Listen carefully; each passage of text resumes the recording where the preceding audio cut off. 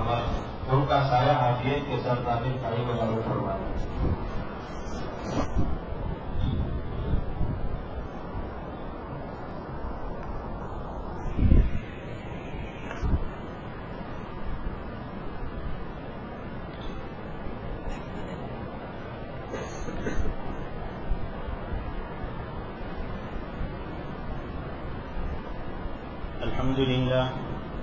الحمد لله نحمده ونستعينه ونستغفره ونؤمن به ونتوكل عليه ونعوذ بالله من شرور أنفسنا ومن سيئات أعمالنا من يهده الله فلا مضل له ومن يضلله فلا هادي له ونشهد أن لا إله إلا الله وحده لا شريك له ونشهد أن سيدنا ومولانا محمدا عبده ورسوله.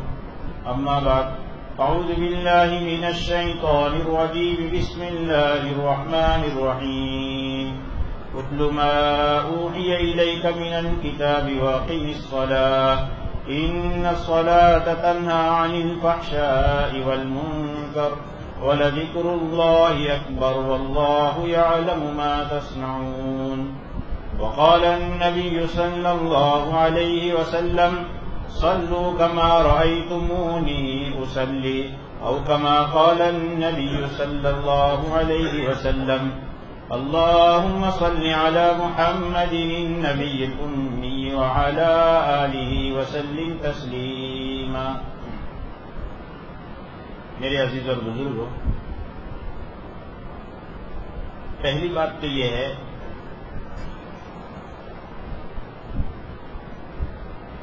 جیسے مفتی صاحب نے عرض کیا کہ یہ اہم عبادت ہے. اس عبادت کے درست ہونے پر فحشاء اور منکر، بے حیائیاں، بدکاریاں، برائیاں انسان کی زندگی سے نکلنا شروع ہو جاتی ہیں.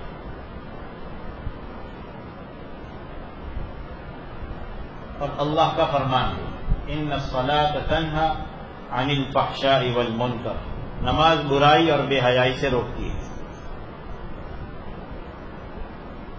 اور یہ سرسری نماز نہیں، کامل نماز.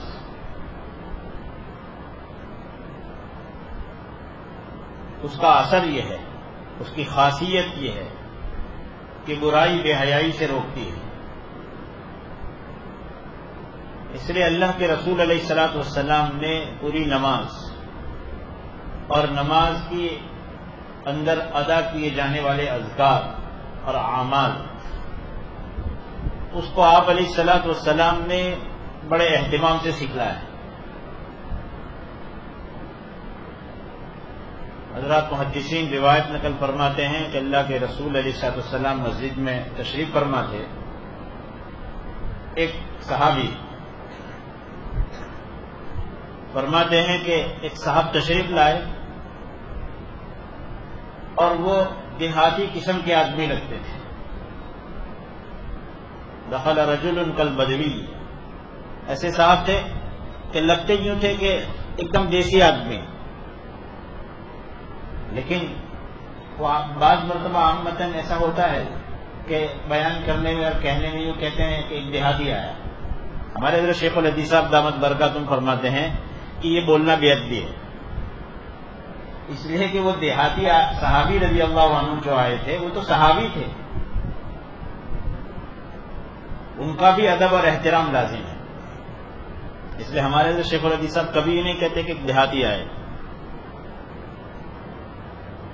ایک دیہاتی حضرت صحابی رضی اللہ تعالیٰ عنہ آئے، عموماً اسی طرح کہتے ہیں.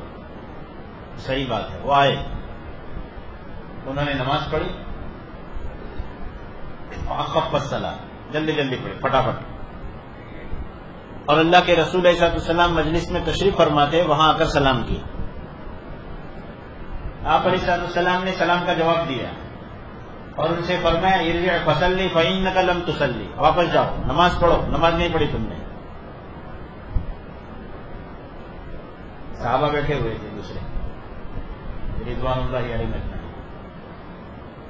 راوی حدیث فرماتے ہیں 2 یا 3 مرتبہ وہ آئے، سلام کی، آپ نے سلام کا جواب دیا اور پھر فرمایا ارجع فصلی فإنک لم تصلی، جاؤ پھر سے نماز پڑھو، تم نے نماز نہیں پڑھی۔ حالانکہ نماز پڑھی تھی لیکن تخفیف، ہلکا پن، چل قیام کیا اور کیا ہی تھا کہ ابھی رکوع میں گئے تھے کہ اٹھے اور گئے تھے سجدے میں، پھٹافٹ 2 یا 3 مرتبہ جب ہو گیا تو پھر بھی اللہ کے رسول صلی اللہ علیہ وسلم نے یہی فرمایا، صحابہ بے تکلف تھے، ان سے سیکھنے کی چیز ہے، انہوں نے کہا یا رسول اللہ صلی اللہ علیہ وسلم علمنی، مجھے نماز سکھلائیے، میں تو اس سے اچھی نماز جانتا ہی نہیں۔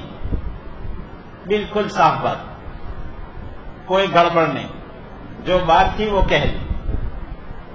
اللہ کے رسول علیہ السلام نے سارے صحابہ کرام بیٹھے ہوئے ہیں، انہیں نماز سکھلائی، تکبیر کہو اور اطمینان سے کھڑے رہو، قرات کرو، رکوع کرو، اطمینان سے رکوع کرو، قیام قوما کرو، اطمینان، پوری نماز آپ علیہ الصلوۃ والسلام نے انہیں سمجھائی۔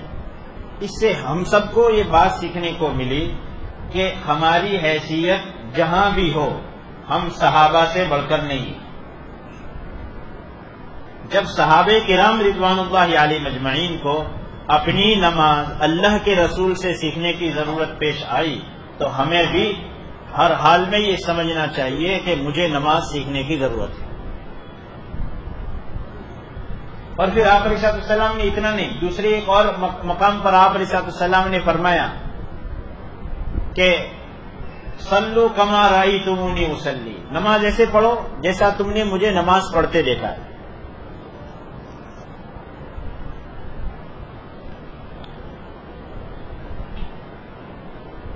نماز ایسے پڑھو جیسا تم نے مجھے نماز پڑھتے دیکھا ہے۔ وہ نماز جو اللہ کے رسول علیہ الصلوۃ والسلام کی نماز سے مشابہت رکھتی ہو، وہ اللہ کے دربار میں مقبول ہوتی ہے۔ اور ہماری اور آپ کی حیثیت نہیں ہے کہ ہم ڈائریکٹ قرآن اور حدیث سے نماز سمجھ سکیں۔ ہماری کیا حیثیت کہ ہم ڈائریکٹ قرآن سے نماز سیکھیں، ہم ڈائریکٹ از خود حدیث شریف سے نماز سیکھیں۔ احادیث میں ایک سمندر ہے اور ایک ذخیرہ ہے۔ امت کے محدث اور امت کے ائمہ مجتہدین اماموں کا بڑا احسان امت پر ہے کہ انہوں نے موقع موقع کی حدیث کو، کس چیز کو کہاں چسپا کرنا ہے، وہ انہوں نے حدیث کے اور فقہ کے اور شریعت کے سمجھنے کے لیے اور مسائل کے نکالنے کے لیے بڑے بڑے علوم کی ضرورت ہے۔ سرسری کسی حدیث کی کتاب کا ترجمہ رکھ دیا اور اس سے کوئی آدمی سمجھے، یہ علم نہیں ہے۔ اس لیے ہمیں تو یہ بتایا گیا فانظروا عمن تأخذون دینکم، تم دین کس سے لیتے ہو وہ دیکھو۔ لولا الاسناد لقال من شاء ما شاء، اگر اس دین کے لیے سند نہ ہوتی تو جی چاہتا ہر آدمی اپنی بات چلا دیتا۔ ہمارے دین کی حفاظت کی بنیاد یہ ہو گئی کہ ہماری ہر چیز جو ہے وہ یہاں سے لے کر کے اللہ کے رسول علیہ الصلوۃ والسلام تک سند کے ساتھ، زنجیر کی جیسے کڑی سے کڑی جڑی ہوتی ہے، بیچ میں کہیں خالی نہیں ورنہ وہ زنجیر نہیں۔ سارا علم جو ہے، سارا دین ہمارا وہ متصل ہے، جڑا ہوا ہے ہمارے اساتذہ سے۔ اس وقت ایک بہت بڑے عالم ہیں شیخ عوامہ دامت برکاتہم، مہاجر تھے، مدینہ میں تھے اور اب وہ مہاجر ہے ترکی میں۔ انہوں نے ارشاد و معالم کتاب لکھی، اس میں لکھا ہے کہ ہمارے دین کی خصوصیت یہ ہے کہ یہ دین جو ہے خالی کتاب سے نہیں ہے، یہ دین اساتذہ سے جڑا ہوا ہے۔ یہ نہیں کہ واٹس ایپ میں حدیث آ گئی عمل کر لیا۔ بخاری میں بعض کتابیں، بعض احادیث ایسی ہیں کہ امت کا اس پر اتفاق ہے کہ اس پر عمل نہیں ہے۔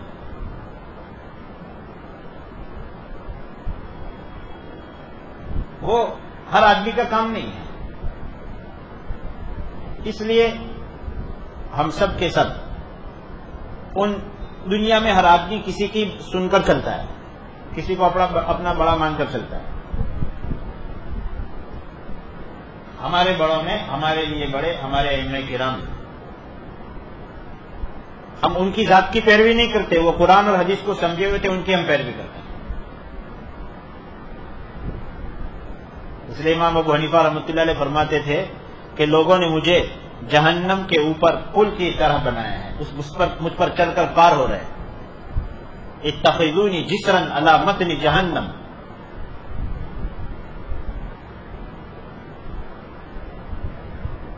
اور ہمارے امام ابو حنیفہ رحمۃ اللہ علیہ جن کی ہم اقتداء اور پیروی کرتے ہیں, یعنی ان کے واسطے سے قرآن اور حدیث کی ہم پیروی کرتے ہیں, ان کے یہ جو ہمارا فقہ ہے, امام ابو حنیفہ رحمۃ اللہ علیہ کے یہاں ایک ایک مسئلے پر جو فقہ مرتب ہوئی ہے, امام ابو حنیفہ کی مسائل لکھے گئے ہیں, کتابوں میں جمع کیے گئے ہیں. آپ کی مجلس میں بہت سے اجتہاد کی صلاحیت رکھنے والے قرآن اور حدیث اور عربیت کے ماہر کئی علماء جمع رہتے تھے, اور ایک ایک مسئلے پر بحث ہوتی تھی, اور دلائل پیش ہوتے تھے, اور دلائل کی چھان بین ہوتی تھی, اور چھان بین کے بعد اس کو پھر کبھی تو ایسا ہوا کہ ایک بات پر بحث ہو رہی ہے اور 1-2 روز ہو رہی ہے, اور اس کے بعد اس کو لکھا گیا.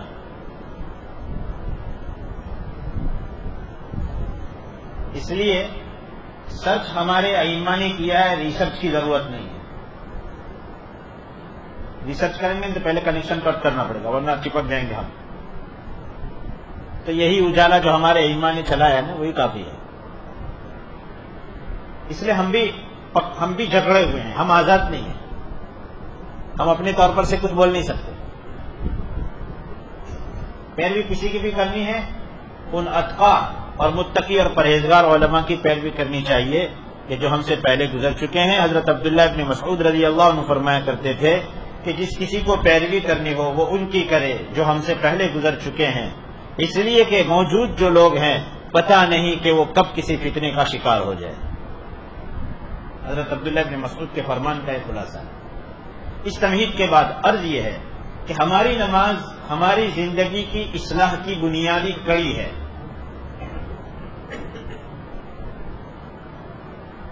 اور وہ کامل نماز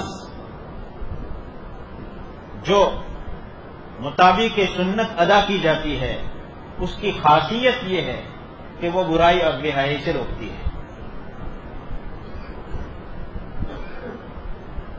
ایک صاحب سے چوری ہوتی تھی اور نماز بھی پڑھتے تھے, تو فرمایا ان کی نماز ان کو روک دے گی. اور فکر ہونی چاہیے.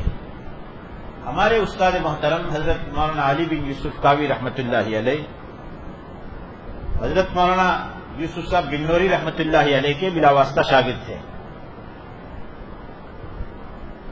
اور حضرت مولانا رشید احمد گنگوہی رحمۃ اللہ علیہ کے ایک واسطے سے بخاری کے شاگرد تھے.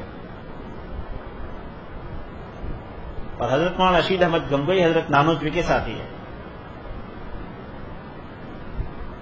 اور حضرت جی مولانا یوسف صاحب رحمۃ اللہ علیہ جو مضبوط علم کے حامل تھے, وہ یوں فرمایا کرتے تھے کہ اگر کسی شخص کو صحابہ کی نماز دیکھنی ہو تو وہ علی بن یوسف کی نماز دیکھے.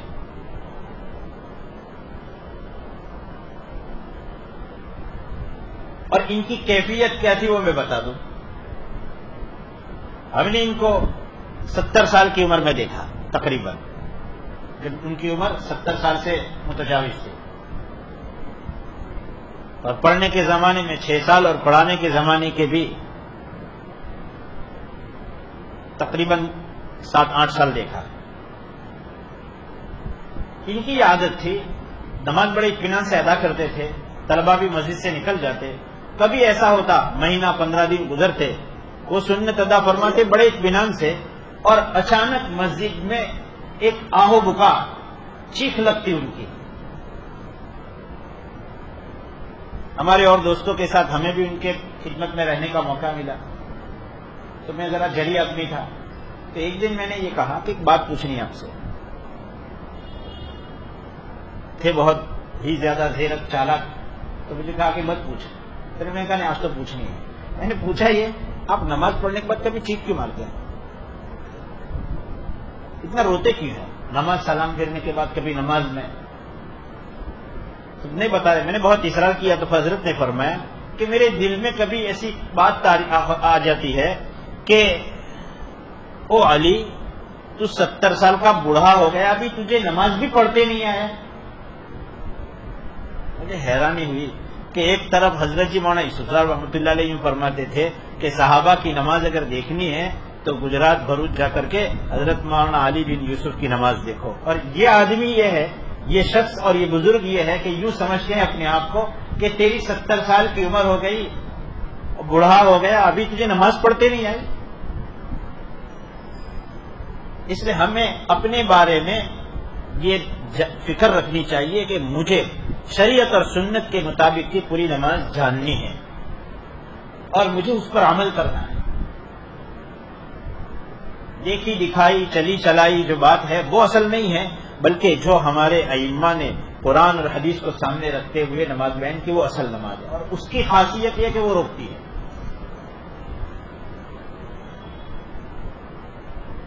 اور اس میں فرائض بھی ہیں، واجبات بھی ہیں، سنن بھی ہیں، اور ہر چیز کو سرسری سمجھ کر نہیں بلکہ ہر ایک کا اپنا درجہ ہے، اس کو اسی درجہ کے مطابق ادا کرنا ہے اور اہتمام کے ساتھ. اور اہتمام کے ساتھ ساتھ 5 وقتہ 5 وقت کی نمازوں کو بڑے اہتمام کے ساتھ ادا کرنا ہے. یہ تو ہو سکتا ہے کہ کوئی حال ہم پر آ جائے اور اس حال کی وجہ سے ہماری زندگی کے دنیا کے کاروباری کاموں میں اور گھریلو کاموں میں کچھ آگے پیچھے ہو جائے، لیکن نماز میں نہیں. نماز کی اہمیت کتنی کہ یہ چند اہم چیزیں اس کے متعلق کی کہ اگر ایک آدمی اس کو سفر میں ہے اور سفر میں ایسا حال ہے کہ بھیڑ اتنی ہے کہ وہ اٹھ کر نماز نہیں پڑھ سکتا، گاڑی ایسی ہے کہ اس کے اپنے اختیار میں نہیں ہے کہ رکوا دے، اتنی بھیڑ ہے کہ وہ وضو کرنے نہیں جا سکتا، اتنی بھیڑ ہے کہ وہ کھڑا ہو کر قبلہ کی طرف رخ نہیں کر سکتا، نماز کا وقت ہو گیا اور اسے ڈر لگتا ہے کہ میری نماز چھوٹے گی. اس حال میں بھی حکم یہ ہے کہ وہ آدمی تیمم کر کے اسی جگہ کھڑا نہیں ہو سکتا ہے، قبلہ کی طرف رخ نہیں کر سکتا ہے. تو جس طرف رخ کر سکتا ہے اس رخ کی طرف اشارہ کرتے ہوئے نماز ادا کرے. بھیڑ ختم ہو جائے یا سفر رک جائے یا جب سہولت ہو جائے، وقت ختم ہو چکا ہو، 2 مرتبہ نماز پورے قیام اور رکوع سجدوں کے ساتھ ادا کرے گا، لیکن اس وقت پر جیسے ممکن ہے اس طرح نماز کا حکم ہے.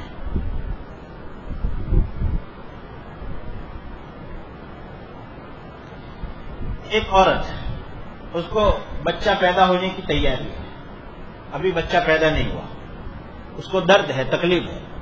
اس حال میں اگر نماز کا وقت آ گیا اور نماز ابھی نکل رہی ہے اور بچہ پیدا نہیں ہوا ہے، اس حال میں بھی اس سے نماز معاف نہیں ہے.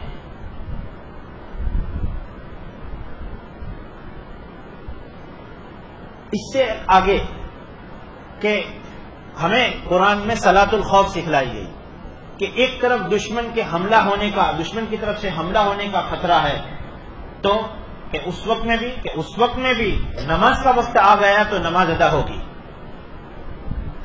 اگر لوگ یہ کہیں کہ ہم الگ الگ نماز نہیں پڑھیں گے، ایک ہی امام کے پیچھے پڑھنا چاہیں گے، جیسے اللہ کے رسول علیہ السلام موجود تھے کہ کوئی حرج نہیں، 2 جماعت بناؤ.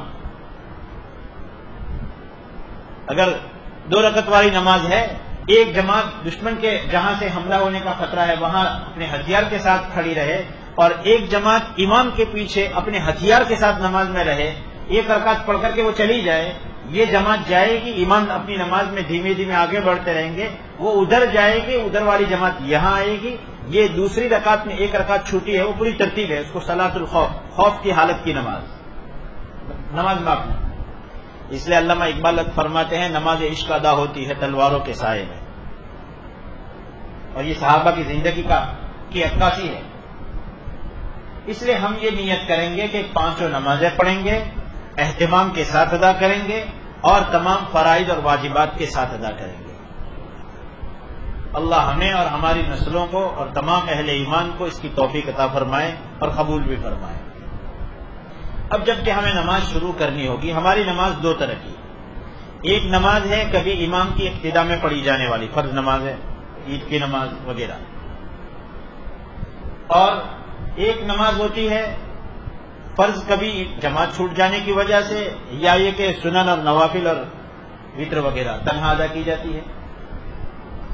جو آدمی امام کی اقتدا میں نماز ادا کرتا ہے، اس آدمی کے لیے اپنی نماز کی نیت اور ایک امام کے پیچھے میں نماز ادا کر رہا ہوں اس کی نیت، اور کون سی نماز وہ پڑھ رہا ہے اس کی نیت، یہ ضروری ہے۔ اور نیت وہ زبان کی حرکت کا نام نہیں ہے، زبان سے صرف نیت کرنے کا ثبوت جو ہے وہ حج اور عمرہ میں، کہ وہاں یہ بتایا گیا اللہم انی ارید الحج، ورنہ اور چیزوں میں اور عبادتوں میں صرف آدمی دل سے نیت کر لے کہ میں دل میں جو بول رہا ہوں، ایسا دل میں وہ اگر نیت کر لے کہ میں اس امام کے پیچھے اپنی یہ نماز، مطلب مثال کے ابھی عشاء کی نماز ہوئی کہ میں امام کے پیچھے عشاء کی فرض نماز ادا کرتا ہوں، ایسا دل میں نیت کر لے، دل میں ارادہ ہے، اور اس ارادے کے بعد کوئی دنیاوی دوسرے کام میں نہیں لگایا اور سیدھا نماز میں لگ گیا، اس کی نیت ہو گئی۔ لیکن مقتدی ایک آدمی امام کے پیچھے نماز پڑھ رہا ہے اور وہ صرف یہ نیت کر لے کہ میں نماز پڑھتا ہوں، لیکن دل میں یہ خیال بھی نہیں ہے کہ میں امام کے پیچھے پڑھتا ہوں، اس آدمی کی نماز نہیں ہوتی اقتدا کے لیے۔ بعض مرتبہ ایسا ہوتا ہے، ہم نے کچھ لوگوں کو دیکھا کہ نماز پڑھ رہے ہیں، اب وہ نیت کا ایسا چکر چلا کہ اس کی وجہ سے میں نے ایک دیکھا کبھی کچھ لوگوں کو کہ تکبیر کہہ رہے ہیں اور پھر کہنے کے بعد یاد آیا میری نیت رہ گئی، تو میں نے ان کو سنا، میں نے نماز میں سنا کہ وہ کہہ رہے ہیں کہ میں عشاء کی نماز پڑھتا ہوں امام کے پیچھے 4 رکعت، اس سے پہلے تکبیر کہہ چکے ہیں اور پھر بعد میں کہہ رہے ہیں، نماز ٹوٹ گئی۔ یہ نیت ہماری پہلے اور تکبیر ہماری اس کے بعد ہے۔ تکبیر کے کہنے میں اور امام کے لیے کہ امام کے لیے اگر وہ اتنی نیت کر رہا ہے کہ میں نماز پڑھتا ہوں تو وہ اس کی بھی نماز ہو گئی اور وہ امام بھی بن گیا، لوگوں کی اقتدا بھی ہو گئی۔ اور اگر وہ نیت کرتا ہے کہ میں نماز پڑھتا ہوں اور نماز پڑھاتا ہوں تو اس کو امامت کا اجر بھی ملے گا، لیکن بغیر نیت کے امام بن سکتا ہے۔ اس لیے ایک آدمی نماز پڑھ رہا ہے، پیچھے آ کر کے کسی آدمی نے اس کو اشارہ کیا کہ میں تیری اقتدا کر رہا ہوں، آٹومیٹک وہ مقتدی بن جائے گا۔ خیر، جب نماز شروع کی جائے گی تو تکبیر کہنے کے وقت میں فقہا نے لکھا ہے کہ بعض لوگ اس طور پر آپ دیکھنا اپنی ذات پر کہ تکبیر کہتے وقت میں بعض لوگ ایسا کرتے ہیں، سر اونچا کرتے ہیں، بعض کی عادت ہوتی ہے سر نیچا کرتے ہیں۔ یہ دونوں چیز خلاف سنت ہے۔ تکبیر کے کہنے کے وقت میں سر نہ اونچا کیا جائے گا، سر نہ نیچا کیا جائے گا، بلکہ اپنی عام حالت میں جیسے ہم ہوتے ہیں اسی حالت میں ہم رہیں گے۔ تکبیر کہنے کے لیے ہاتھ اٹھائیں گے اور ہمارے ہاتھ ایسے اٹھیں گے کہ یہ ہماری انگلیاں نہ ایک دم کشادہ یعنی کھلی ہوگی اور نہ پوری ایسی ملا کر رکھی جائے گی، بلکہ اپنے حال پر چھوڑی جائے گی۔ اور حال پر چھوڑنے کی حالت میں تکبیر جو کہی جائے گی وہ ہاتھوں کی ہتھیلیاں قبلہ کی سمت ہوگی، اپنے گھالوں کی طرف بھی نہیں۔ بعض مرتبہ لوگ اس طرح بھی کرتے ہیں کہ گویا کہ کان پکڑ رہے ہیں یا ان کی ہتھیلیاں ان کے رخسار کی جانب ہے۔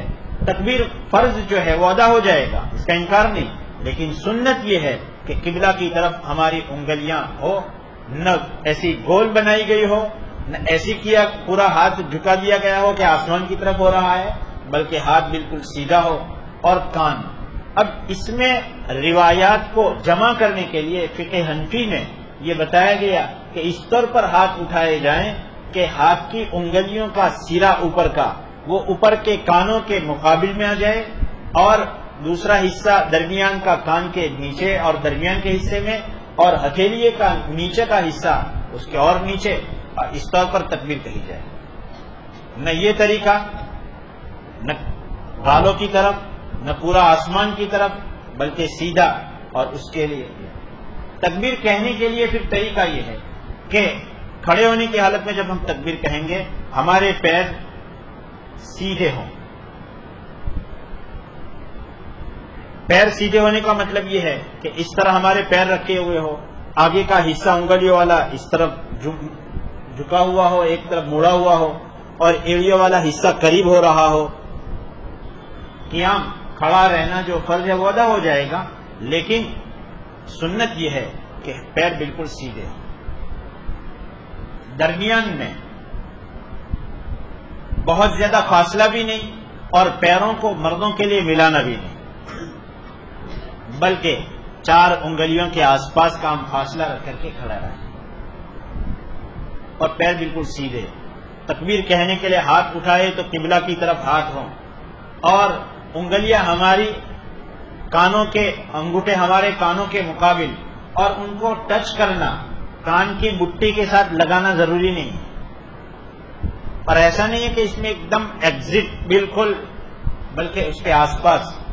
اور تکبیر جب کہنا شروع کریں گے تو ہاتھ اٹھانے کے بعد ہم جب جھکانے کی تیاری شروع کریں گے تو ایسے اللہ اکبر، نہ اس کو کھینچنا ہے، جہاں ہمارے ہاتھ اپنی ناک کے نیچے پہنچ رہے ہوں اور لگ رہے ہوں ہماری تکبیر پوری ہو رہی ہے. پھر اس کے بعد ہاتھ کے رکھنے کا طریقہ، حضرت امام ابو حنیفہ رحمۃ اللہ علیہ نے یہ طریقہ احادیث سے ثابت فرمایا کہ ہاتھ ہمارے ناک کے نیچے ہوں، اور ناک کے نیچے رکھنے کا طریقہ بھی یہ کہ ہمارے پہنچا جو ہے بائیں ہاتھ کا پہنچا کانڈا، اس کو ہم پکڑیں اور ہماری یہ انگلیاں ہماری کلائی کے اوپر رکھی ہوں، اور پھر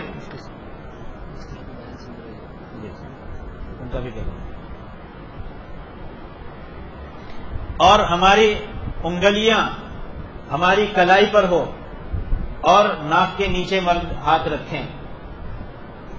یہ طریقہ. تکبیر جب ہاتھ جھکانا شروع کریں تو تکبیر شروع کریں، اور ہاتھ ہماری ناک پر باندھنے کا کام شروع ہو رہا ہو ہماری تکبیر پوری ہو جائے. یہ افضل طریقہ ہے.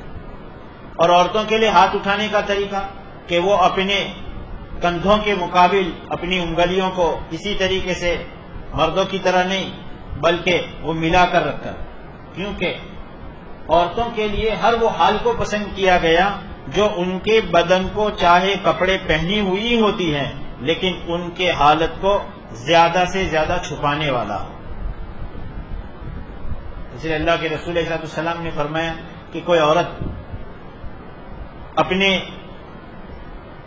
مسجد نبوی میں، ہماری مسجد میں نماز پڑھے اس کے مقابلے میں زیادہ فضیلت یہ ہے کہ وہ اپنے محلے میں پڑھے، اور محلے میں پڑھے اس کے مقابلے میں زیادہ فضیلت یہ ہے کہ وہ اپنے گھر میں پڑھے آنگن میں، اور وہاں پڑھے اس کے مقابلے میں اپنے گھر کے اندر کی کوٹھری میں نماز پڑھے وہ افضل ہے.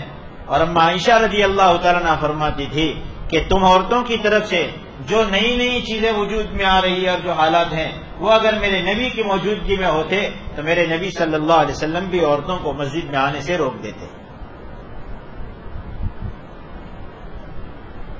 تو عورتوں کے لیے وہ طریقہ کہ جس میں کم سے کم ان کا بدن چاہے کپڑوں کے ساتھ ہو لیکن کم سے کم کھلے، اس لیے وہ اپنے ہاتھ کو ملائے ہوئے انگلیاں اپنے کندھوں کے مقابل لا کر کے اپنے ہاتھوں کو اپنے سینے پر باندھ دے گی.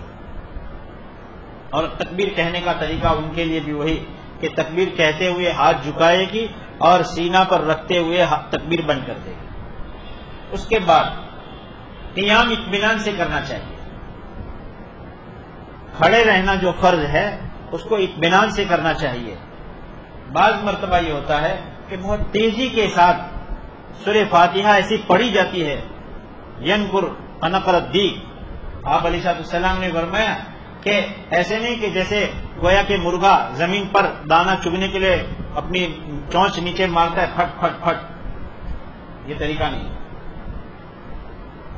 جب امام کی ابتدا میں پڑھتے ہیں تو ہے ہی بندھے ہوئے ہم، لیکن جب ہم تنہا نماز پڑھیں تو تنہا پڑھی جانے والی نماز امام کی ابتدا کے مقابلے میں بھی زیادہ اطمینان والی،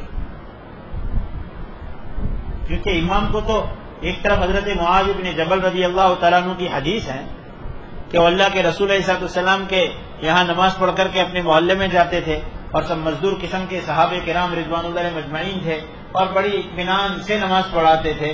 لوگوں نے آ کر کے شکایت کی کہ معاذ رضی اللہ عنہ آپ کے پیچھے نماز پڑھ کر آتے ہیں، پھر ہمارے محلے میں آتے ہیں، پھر بڑی لمبی نماز پڑھاتے ہیں. تو آپ علیہ السلام نے فرمایا خفف الصلاۃ وفتان انت یا معاذ، ارے معاذ کیا لوگوں کو فتنہ میں ڈالنا چاہتے ہو؟ ہلکی نماز پڑھاؤ. یعنی سنت کی رعایت کے ساتھ امام تو ہلکی پڑھے گا، لیکن تنہا نماز پڑھنے میں آپ علیہ الصلوۃ والسلام نے ایسی نماز پڑھی، سورہ بقرہ پڑھی، سورہ آل عمران پڑھی، سورہ نساء پڑھی، رکوع کیا، اور جتنا لمبا قیام کیا اسی کے آس پاس کا آپ نے رکوع فرمایا. تنہا نماز اور زیادہ اطمینان کے ساتھ. ہمارے یہاں ہوتا یہ ہے امام کے ساتھ اطمینان سے پڑھ لیتے ہیں اور پھر پھٹافٹ شروع. جبکہ حکم یہ ہے کہ تنہا جب نماز پڑھیں، چاہے فرض ادا کر رہے ہوں تنہا فرض نماز، یا نفل یا واجب اور وتر ادا کر رہے ہوں، اطمینان کے ساتھ. اور جو نماز میں فرائض اور واجبات تو ہے ہی بڑے اہم، لیکن سنت اور سنت کے اس سے بھی نیچے درجہ ادب اور مستحب، ان کا بھی بڑا اہتمام کے نظر کہاں. حضرت مجدد فسانی رحمۃ اللہ علیہ فرماتے ہیں کہ ایک آدمی نماز میں قیام کی ہونے کی حالت میں، کھڑے ہونے کی حالت میں سجدہ کی جگہ پر دیکھنا، اور رکوع میں اپنے پیروں پر نظر، سجدے میں اپنی ناک کی طرف، یہ جو طریقے بتائے گئے ہیں یہ فرض اور واجب نہیں ہے، یہ تو ادب ہے، مستحب ہے. حضرت فرماتے ہیں کہ نماز میں اگر آداب کی بھی اگر کوئی آدمی رعایت کرے گا تو آداب کی رعایت کی وجہ سے نماز میں خشوع اور خضوع پیدا ہوگا. سرسری نہ سمجھنا چاہیے، ایک ایک چیز کو جان جان کر اس کو ادا کرنا چاہیے. تو اب ہم آگے بڑھتے ہیں کہ کھڑے ہوئے اور تکبیر کری، کھڑے ہونے کی حالت میں ہمارے پیر درمیان میں جگہ رہی. اگر عورت نماز پڑھے تو ایسی صورت میں بہتر یہ ہے کہ وہ اپنے پیروں کو، دونوں پیروں کو ملا کر رکھے، کیونکہ ایک آدمی پیر کھلے رکھے تو وہ، اور ملا کر رکھے تو وہ اور زیادہ بدن چمٹتا ہے. نماز کی حالت میں یہ حکم ہے. یہ اگر ہم اپنے گھروں میں اپنی عورتوں کو بھی اگر سکھلائیں تو ان کا یہ مزاج بنے گا کہ اسلام جو ہے عورت کو کتنا چھپانا پسند کرتا ہے. ان کا لباس، ساری چیزیں اس نماز کے ذریعے سے پوری زندگی سدھرتی ہے. اس کے بعد اعوذ باللہ من الشیطان الرجیم پڑھیں گے، بسم اللہ الرحمن الرحیم پڑھیں گے. تنہا نماز پڑھتے ہیں تو ثنا پڑھیں گے. اور ثنا میں بھی ایک اہم چیز ہے. آج کے زمانے میں مفتیان کرام کا ایک بڑا مسئلہ پیچیدہ ہے کہ اگر کوئی آدمی نماز شروع کرتا ہے اس طور پر کہ اللہ اکبر کہنے کے بعد کہ وہ ایسا پڑھ رہا ہے، پڑھنا تو ہمیں سبحانک اللہم و بحمدک سے، لیکن ایک آدمی اگر شروع کر دے، مکتب میں یاد کروایا تھا کہ پڑھو ثنا، تو بچے پڑھتے ہیں ثنا سبحانک اللہم، تو عادت پڑ جاتی ہے کہ اللہ اکبر کہنے کے بعد نمازی شروع ہوتے کہ ثنا سبحانک اللہم. مفتیان کرام نے یہ مسئلہ چھیڑا ہوا ہے کہ اس سے نماز ہوئی کہ گئی. اس لیے لفظ ثنا نہیں پڑھنا ہے، ثنا جس کو کہا جاتا ہے وہ پڑھنا ہے کہ سبحانک اللہم و بحمدک و تبارک اسمک و تعالی جدک و لا الہ غیرک. اور تکبیر کہنے کا بھی صحیح طریقہ ہمیں سیکھنا چاہیے کہ تکبیر ایسے کہنی ہے کہ جس میں اللہ اکبر، تو اللہ میں جو شروع میں الف ہے اس پر زبر، وہ ا پڑھنا ہے، اس کو کھینچیں گے تو ا کا بن جائے گا آ.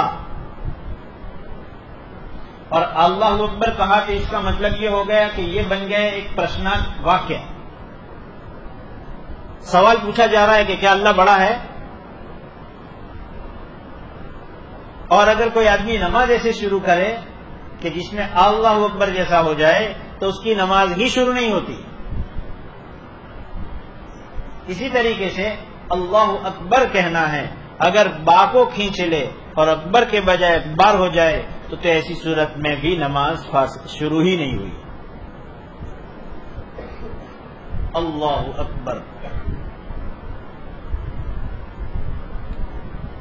بعض مرتبہ ایسا ہوتا ہے کہ وہ اللہ لام جو ہے اللہ کا لام وہ تھوڑا کھینچنا ہے تھوڑا سا، لیکن کبھی ایسا ہوتا ہے سجدے میں جاتے یا سجدے میں سے اٹھتے کہ کھینچنا تو تھا تھوڑا سا لام کو اللہ اکبر، اور کبھی ایسا ہوتا ہے کہ اللہ اکبر.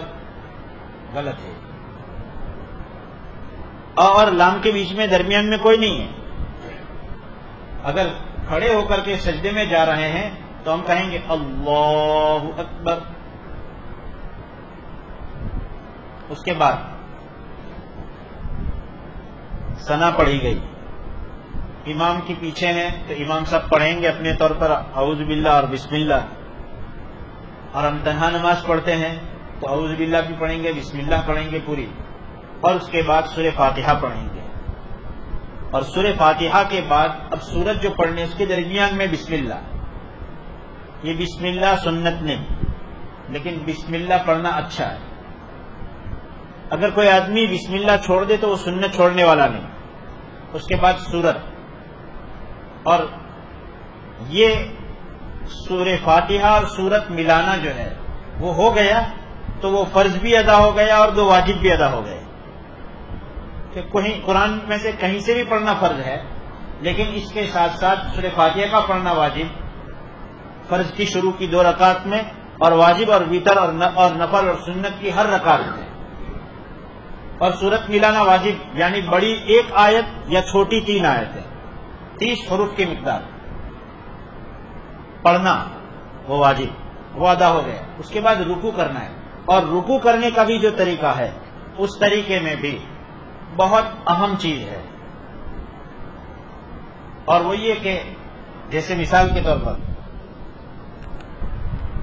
کہ ہمارا قیام تھا اس طرح، ہم تکبیر کہیں گے، اپنے ہاتھ انگلیاں مرد جو ہیں نہ ملائیں گے نہ ایک دم کھول دیں گے اپنی حالت پر، نہ اپنے رخسار کی طرف رکھیں گے نہ آسمان کی طرف، بلکہ سیدھا رکھ کر کے کان کے قریب لے جا کر اللہ اکبر. اور پھر باندھیں گے. یہ باندھنے کا طریقہ ناک کے نیچے، نظر ہماری سجدے کی جگہ کے آس پاس ہوگی، اور پھر سب ثنا پڑھی گئی، اعوذ باللہ بسم اللہ سورہ فاتحہ بسم اللہ سورت. اور اب جب رکوع کریں گے تو رکوع کرنے میں ہماری سورین، پیٹھ اور ہمارا سر یہ تینوں ایک لائن میں، اور کوہنیاں ہماری ایسی پھیلی ہوئی نہ ہو بلکہ ایسی مڑی ہوئی نہ ہو بلکہ سیدھی ہو.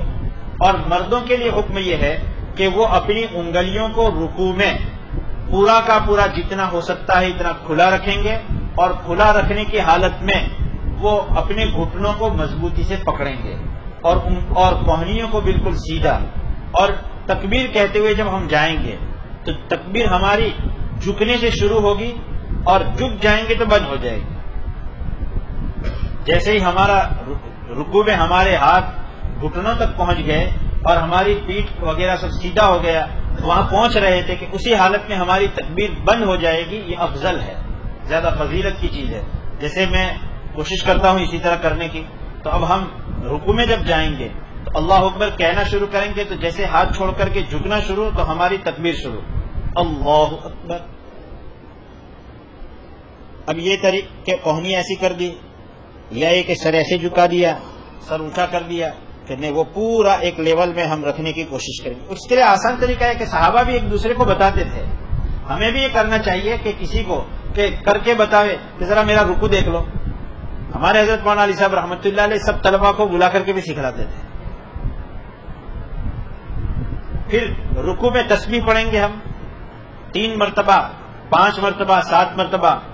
اطمینان کے ساتھ جب تنہا نماز پڑھتے ہیں تو اطمینان کے ساتھ جتنا ہو سکتا ہے اطمینان کا کیا، رکوع کیا. اور اٹھنا جب شروع کریں گے تو اٹھنا جب شروع کریں گے تو وہاں سے ہی سمیع اللہ کی سین شروع ہوگی. سیدھے کھڑے ہو جائیں گے تو تسبیح پوری ہو جائے گی. سمیع اللہ لمن حمیدہ. اب یہ کھینچنا کسی امام کی کہ چاہے وہ حرم کا ہو کہ کہیں کا بھی ہو. ہمارے لیے صحابہ تو ضرور تھے قابل اقتداء، لیکن یہ کہ بھئی مکہ میں پڑھی جاتی ہے، مکہ دلیل نہیں ہے. ہم تو اللہ کے رسول علیہ السلام سے جو ثابت ہے وہ صحیح. اٹھنا شروع کریں گے، تسبیح شروع ہو جائے گی اور وہ کھڑے ہو جائیں گے پوری کرنے کی فکر، اور وہ بھی لفظ بھی صحیح پڑھنے چاہیے. سمیع ہے، سمیع اللہ لمن حمیدہ. اور عورتوں کے لیے رکوع کا طریقہ یہ ہے کہ وہ جب رکوع میں جائے گی، قیام میں بھی ان کے پیر ملے ہوئے تھے، اللہ ہے کہ کوئی عورت اس کو کوئی عذر ہے، موٹاپا ہے، وہ الگ بات ہے، ورنہ عام احوال میں افضل ان کے لیے ہے کہ پیر ملا کر رکھیں. اور ان کو ہمارے لیے تو بالکل سیدھا کرنا ہے، ان کے لیے حکم یہ ہے. آپ گھر پر بھی بتائیں، پھر پیر ملے ہوئے ہیں، انگلیاں بھی ملی ہوئی ہے، اور یہ نہیں ہے. اور پھر اسی حال میں وہ بھی اٹھیں گے، اٹھنے کا طریقہ اسی طرح.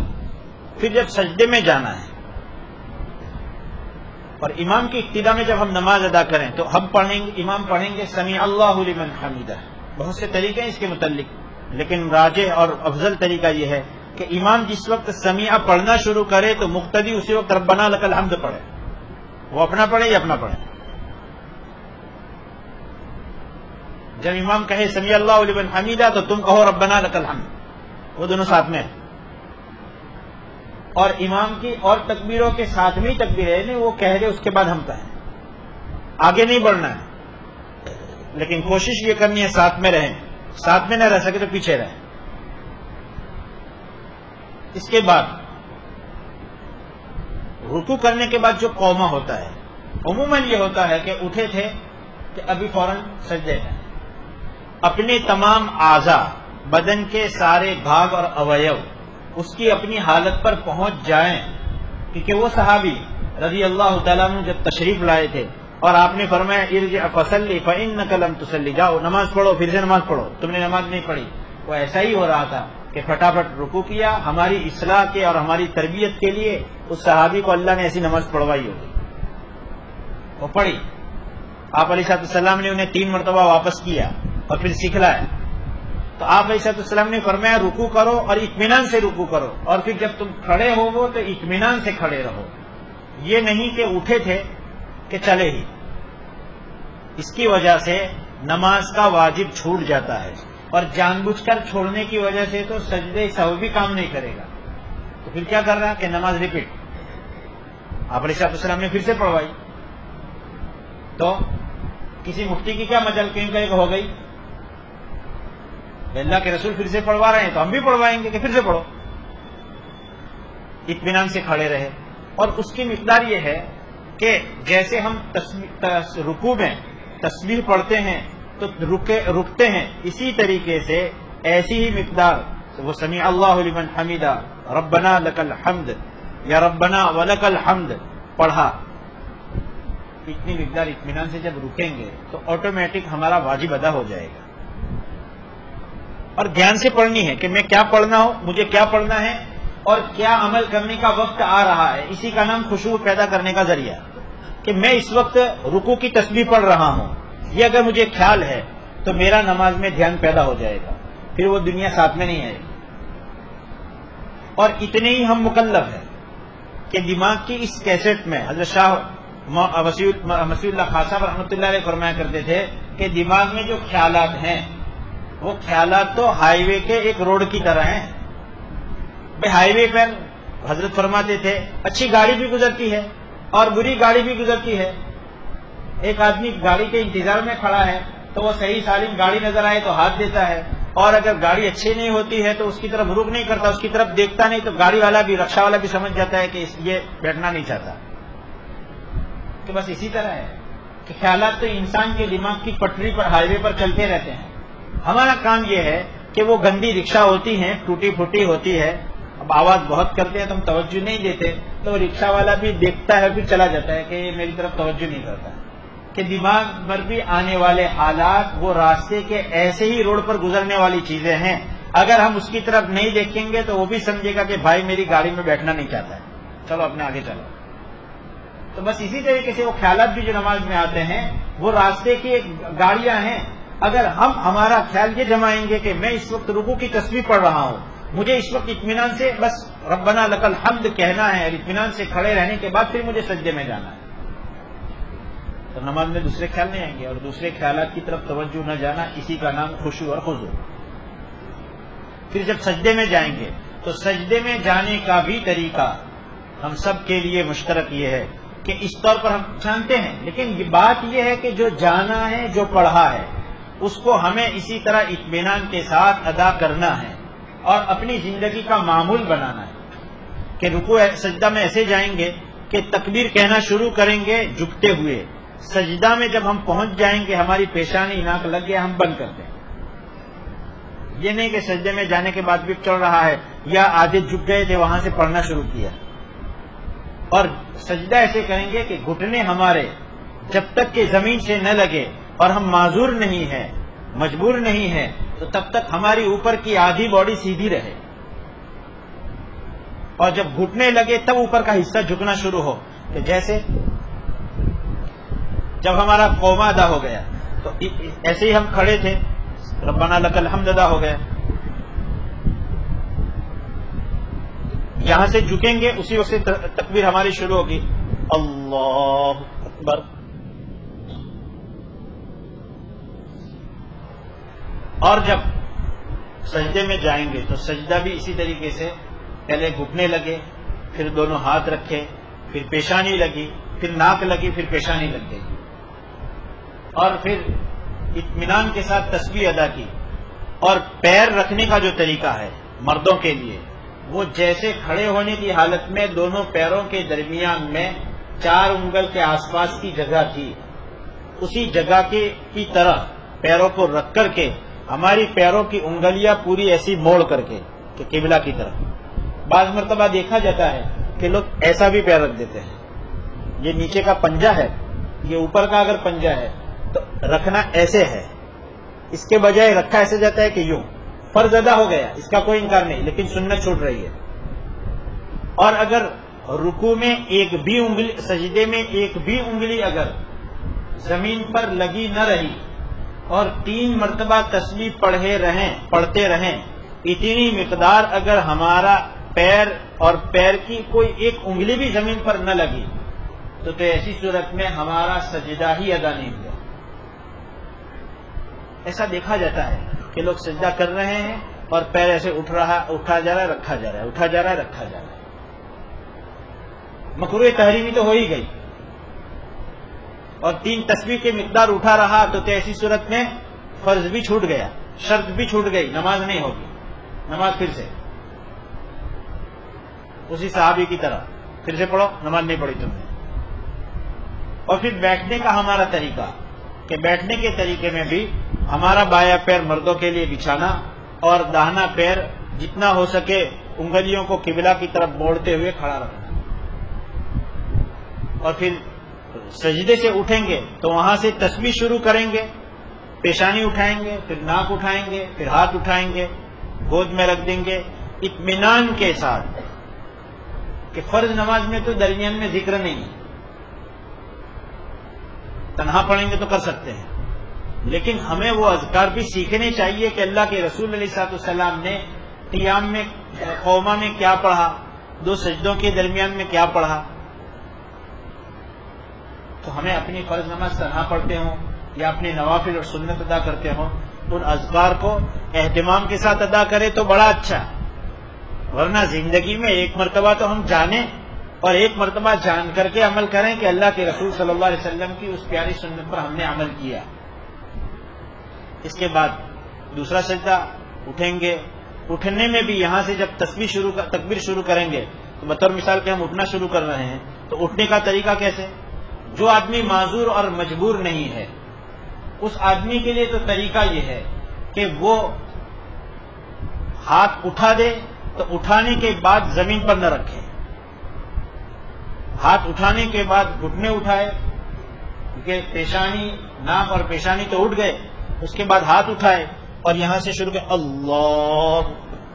تو جیسے گھٹنے اٹھنا شروع کریں گے تو اوپر کا آدھا بدن بھی سیدھا ہو جانا چاہیے, اور پھر کوئی آدمی معذور نہیں ہے تو اس کا یہ حکم معذور کے لیے الگ بات ہے. نماز میں قاعدہ جب ہم کرتے ہیں تو قاعدے میں التحیات پڑھنا ہے، درود شریف آخری قاعدہ ہے تو درود شریف پڑھنا ہے، دعائے معصورہ پڑھنی ہے اور انگلی اٹھانی ہے.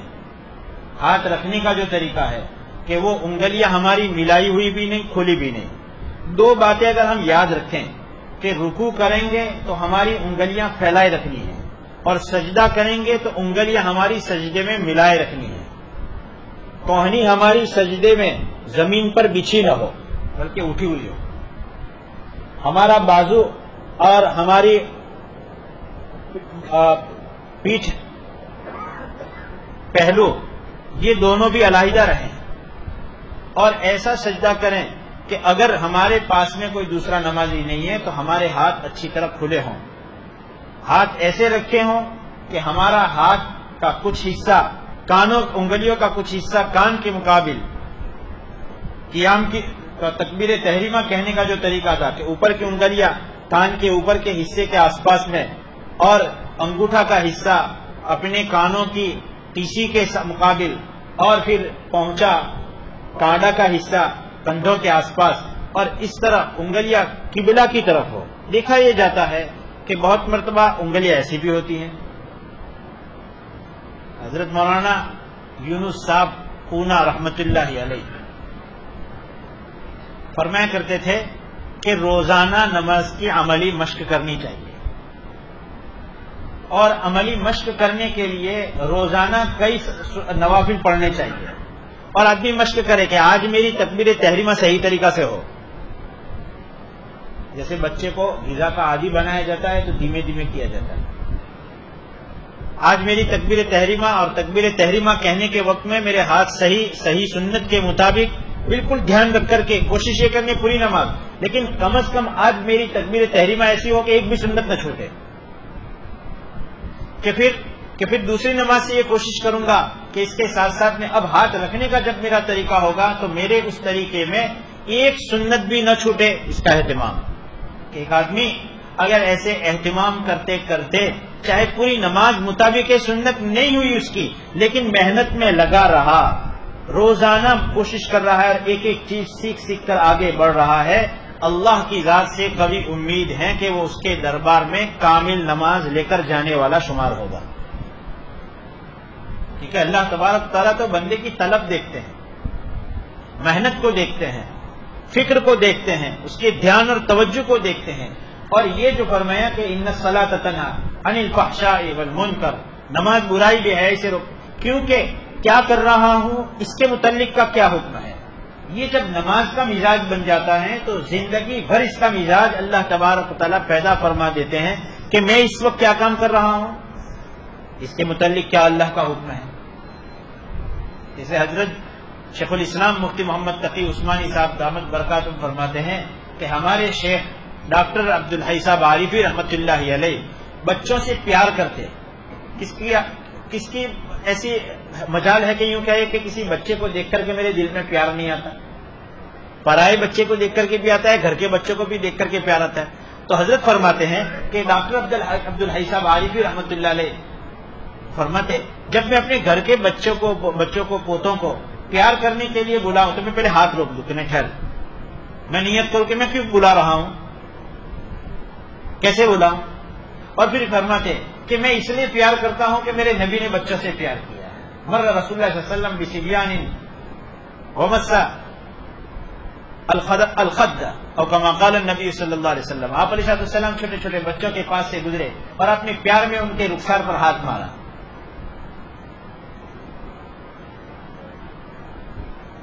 اس لیے نماز اگر ہماری کہ میں کیا ادا کر رہا ہوں اور اس کام کے ادا کرنے کے لیے کیا طریقہ اور سنت مجھے بتائی گئی ہے اس کے مطابق میں کروں، یہ جب بار بار فکر پیدا ہوگی. اور اسی لیے اللہ نے 5 مرتبہ رکھا کہ دن میں 5 مرتبہ ذہن پیدا ہوگا تو بقیہ وقتوں میں بھی اس کی یہ عادت بنے گی کہ میں ان درمیانی وقتوں میں کیا کر رہا ہوں اور کیا حکم ہے، کیا طریقہ ہے مجھے.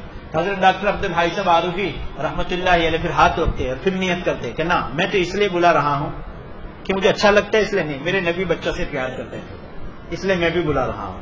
اور پھر اللہ کے رسول صلی اللہ علیہ وسلم اپنی گود میں بٹھاتے، اپنے کندھے پر بٹھاتے، اور پھر ان کو بوسہ دیتے، اس لیے میں سب کر رہا ہوں۔ تو یہ ایک زندگی ہے پوری، اور اس پوری زندگی کو سنوارنے کے لیے اللہ تبارک و تعالیٰ نے ہم سب کو نماز دی ہے۔ اب اس کے آگے جب ہمارا سجدہ ادا ہو گیا، قعدہ ادا ہوا، تکبیر، جب ہم تشہد پڑھتے ہیں، انگلی اٹھانے، اللہ جزائے خیر دے حضرت مولانا ابرار الحق صاحب ہردوئی رحمۃ اللہ علیہ کو ایک ایک چیز کی تحقیق کرتے تھے۔ انگلی اٹھانے میں بھی کتنی اٹھانی، انگلی اٹھانے میں اس کا اشارہ آسمان کی طرف کرنا ہے کہ کہاں کرنا ہے؟ کیا علم پختہ دیا تھا مجھے تو یہ روایت اور فقہ کی یہ عبارت مجھے تو اس سال ملی، اور مجھے حیرت ہوئی کہ حضرت مولانا ابرار صاحب ہردوئی رحمۃ اللہ علیہ اس زمانے میں تحقیق کر کے لوگوں کو فرماتے تھے کہ انگلی اٹھانے میں دیکھنا، آپ بہت سے اس طرح اٹھاتے ہیں حضرت اور ہم کو فقہ میں عبارت ملی کہ انگلی اٹھانا وہ آسمان کی طرف نہیں ہے، وہ تو قبلہ کی طرف ہے۔ یہ طریقہ نہیں ہے کہ آسمان کی طرف انگلی جا رہی ہے، بلکہ قبلہ کی طرف ہے۔ اس لیے حضرت فرماتے تھے کہ یہ ہلکا بنا کر کے جو انگلی اٹھانی ہے، تو یہ جو ہماری انگلیاں ہیں اس کے مقابل لاؤ، بس یہ نہیں کہ یہ بہت اونچا کیا۔ یقیناً اس سے زیادہ اونچا کریں گے تو بھی نماز فرائض واجبات ادا ہونے والے ہیں، چاہے وہ ایک مستحب درجے کی چیز ہو، لیکن جتنا ثابت ہے اتنا کرنا ہے۔ صحابہ نے ساری چیزیں نوٹ کی، اور انہی نوٹ سے فقہا نے مسائل نکالے اور اپنی کتابوں میں رکھے۔ پھر اس کے بعد التحیات پڑھنا ہے، اور یہ اذکار جو ہیں ہمارے حضرت شیخ الحدیث صاحب دامت برکاتہ فرماتے ہیں کہ لوگ نماز میں سورہ فاتحہ اور سورتوں ان کو تو سنوارنے کی تھوڑی فکر کرتے ہیں، لیکن اس کے علاوہ نماز میں جتنے اذکار ہیں وہ بھی نماز کے اذکار ہیں، نماز کے ذکر ہیں، ان کو بھی، ان تمام ذکر کو بھی ہر حرف کو جان جان کر صحیح طریقے سے ادا کرنے کی محنت، ادا کر دے نہیں لیکن اس کی محنت میں لگے۔ بعض عام متن پڑھا جاتا ہے اور وہ بچپن میں بچہ ہوتا ہے، استاد کہتے رہتے ہیں، لیکن بچے دی توجہ نہ دی، چلا اور آ گیا ہو گیا۔ وہ اصل بات یہ ہے، وہ بچپن سے اگر بچوں کو ٹوکا جائے اور اپنے ہم بڑے ہو چکے ہیں تو ہم دین کی محنت میں لگے، اس زمانے میں جماعت میں جائے، اس زمانے میں گھروں پر اپنے اماموں سے لفظ عموماً بھی پڑھ لیا التحیات للہ۔ اور بزرگوں کا فرمان ہے کہ آدمی جب جماعت نماز پڑھاتا ہے نا تو الگ طریقہ ہوتا ہے، لوگوں کو سناتا ہے الگ طریقہ ہوتا ہے۔ حضرت مولانا قاری عبدالستار صاحب نے ہمارے دارالعلوم میں کنٹھاریا میں ہی وہ تجوید کے جلسے میں ان کو بلایا تو کہا کہ دیکھو جب ہم نماز پڑھتے ہیں، امام بھی اور کوئی آدمی، سب علماء تھے، طلبہ تھے، تو ان کو فرمایا کہ دیکھیں ایک آدمی امام بنتا ہے تو اس وقت وہ غور کرے کہ میرے پڑھنے کی حیثیت کیا ہے، مجمع میں سنا رہا ہے تو پڑھنے کی حیثیت کیا ہے، اور جب وہ تنہا تلاوت کرتا ہے، نماز میں تنہا پڑھتا ہے تو کیسے پڑھتا ہے۔ دونوں حالت میں فرق نہ کرنا یہ تجوید ہے۔ اس لیے وہ تنہائی میں جب بھی ہم پڑھتے ہیں تو اس زمانے اس وقت بھی، اور التحیات تو امام کے پیچھے تو بھی ہمیں ادا کرنی ہے، تو ایسا نہیں کہ التحیات للہ والصلوات والطیبات، غلط ہے، یہ صحیح پڑھنا چاہیے کہ التحیات ہاں ہے، یہاں پر تشدید ہے۔ یہ چیزیں ایسی ہیں کہ آج سب نہیں ہو جائے گا، اس لیے کہ بھائی میری زندگی کے 45 سال ہو گئے اور وہ جیسی ویسی ہو گئی، تو اب ہمیں کرنا ہے جیسی ویسی نہیں، صلو کما رأیتمونی اصلی، ایسے تم نماز پڑھو گے جیسے تم نے مجھے نماز پڑھتے دیکھا ہے، آپ علیہ السلام کا فرمان ہے۔ تو اب مجھے آج سے یہ سیکھنا ہے کہ ایک ایک کام، اگر میں ایک ایک کام صحیح سیکھنے کی محنت میں لگ گیا اور ادا کرنے کی فکر میں لگ گیا تو اللہ تبارک و تعالی آئندہ کے لیے سارا اصلاح کرنے کو آسان بھی فرمائیں گے، اور اللہ کی ذات سے امید ہے کہ پورا سورا نہیں سورا لیکن ہم محنت میں لگے ہیں تو اللہ کے دربار میں موت ہماری اس حال میں آئے گی کہ ہم مردود نماز پڑھنے والے شمار نہیں ہوں گے۔ التحیات للہ والصلوات والطیبات والسلام علیک ایھا النبی ورحمۃ اللہ وبرکاتہ، السلام علینا وعلی عباد اللہ الصالحین۔ اب ادا کرنا ہے، لا جب شروع ہوگا تو انگلی اٹھے گی، اور الا اللہ پر انگلی رکھی جائے گی اور بہت اونچی نہیں. اشہد ان لا الہ الا اللہ اشہد ان لا. پھر پہلا قاعدہ ہے تو درود شریف اور دعا نہیں ہے. آخری قاعدہ ہے تو درود شریف بھی پڑھنے, درود ابراہیم, دعا معصورہ. اور دعا معصورہ یاد نہیں ہے تو کریں گے, لیکن نہیں یاد ہے تو اور کوئی بھی دعا جو قرآن حدیث سے ثابت ہے, یا ایک تحیات پڑھ کر سلام پھیر دے.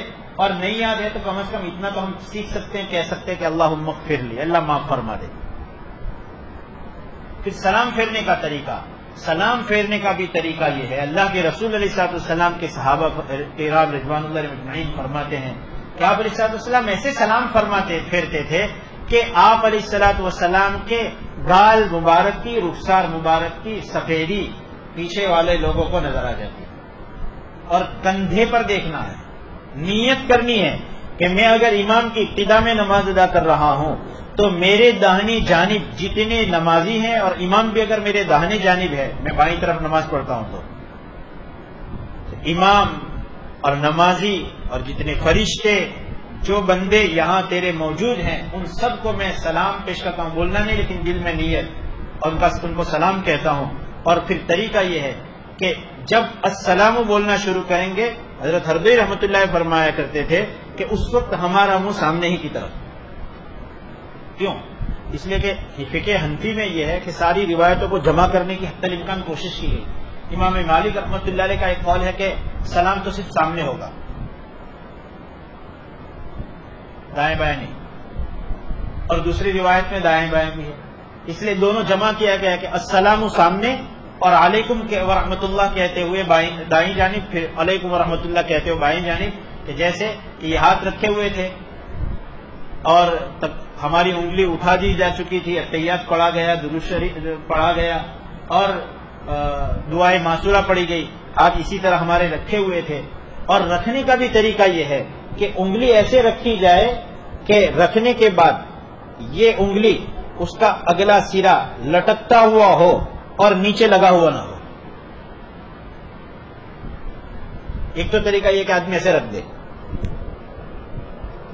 کہ نہیں, اس کے بعد اس افضل طریقہ یہ ہے کہ ہلکا بنا کر کے انگلی کا آگے کا سرا, یہ درمیانی انگلی اور شہادت کی انگلی جو گول بنائی گئی اس کے اوپر تھوڑا حصہ اگلا کا پوروا لٹکا ہوا ہو اور ہلکا بنا ہوا ہو.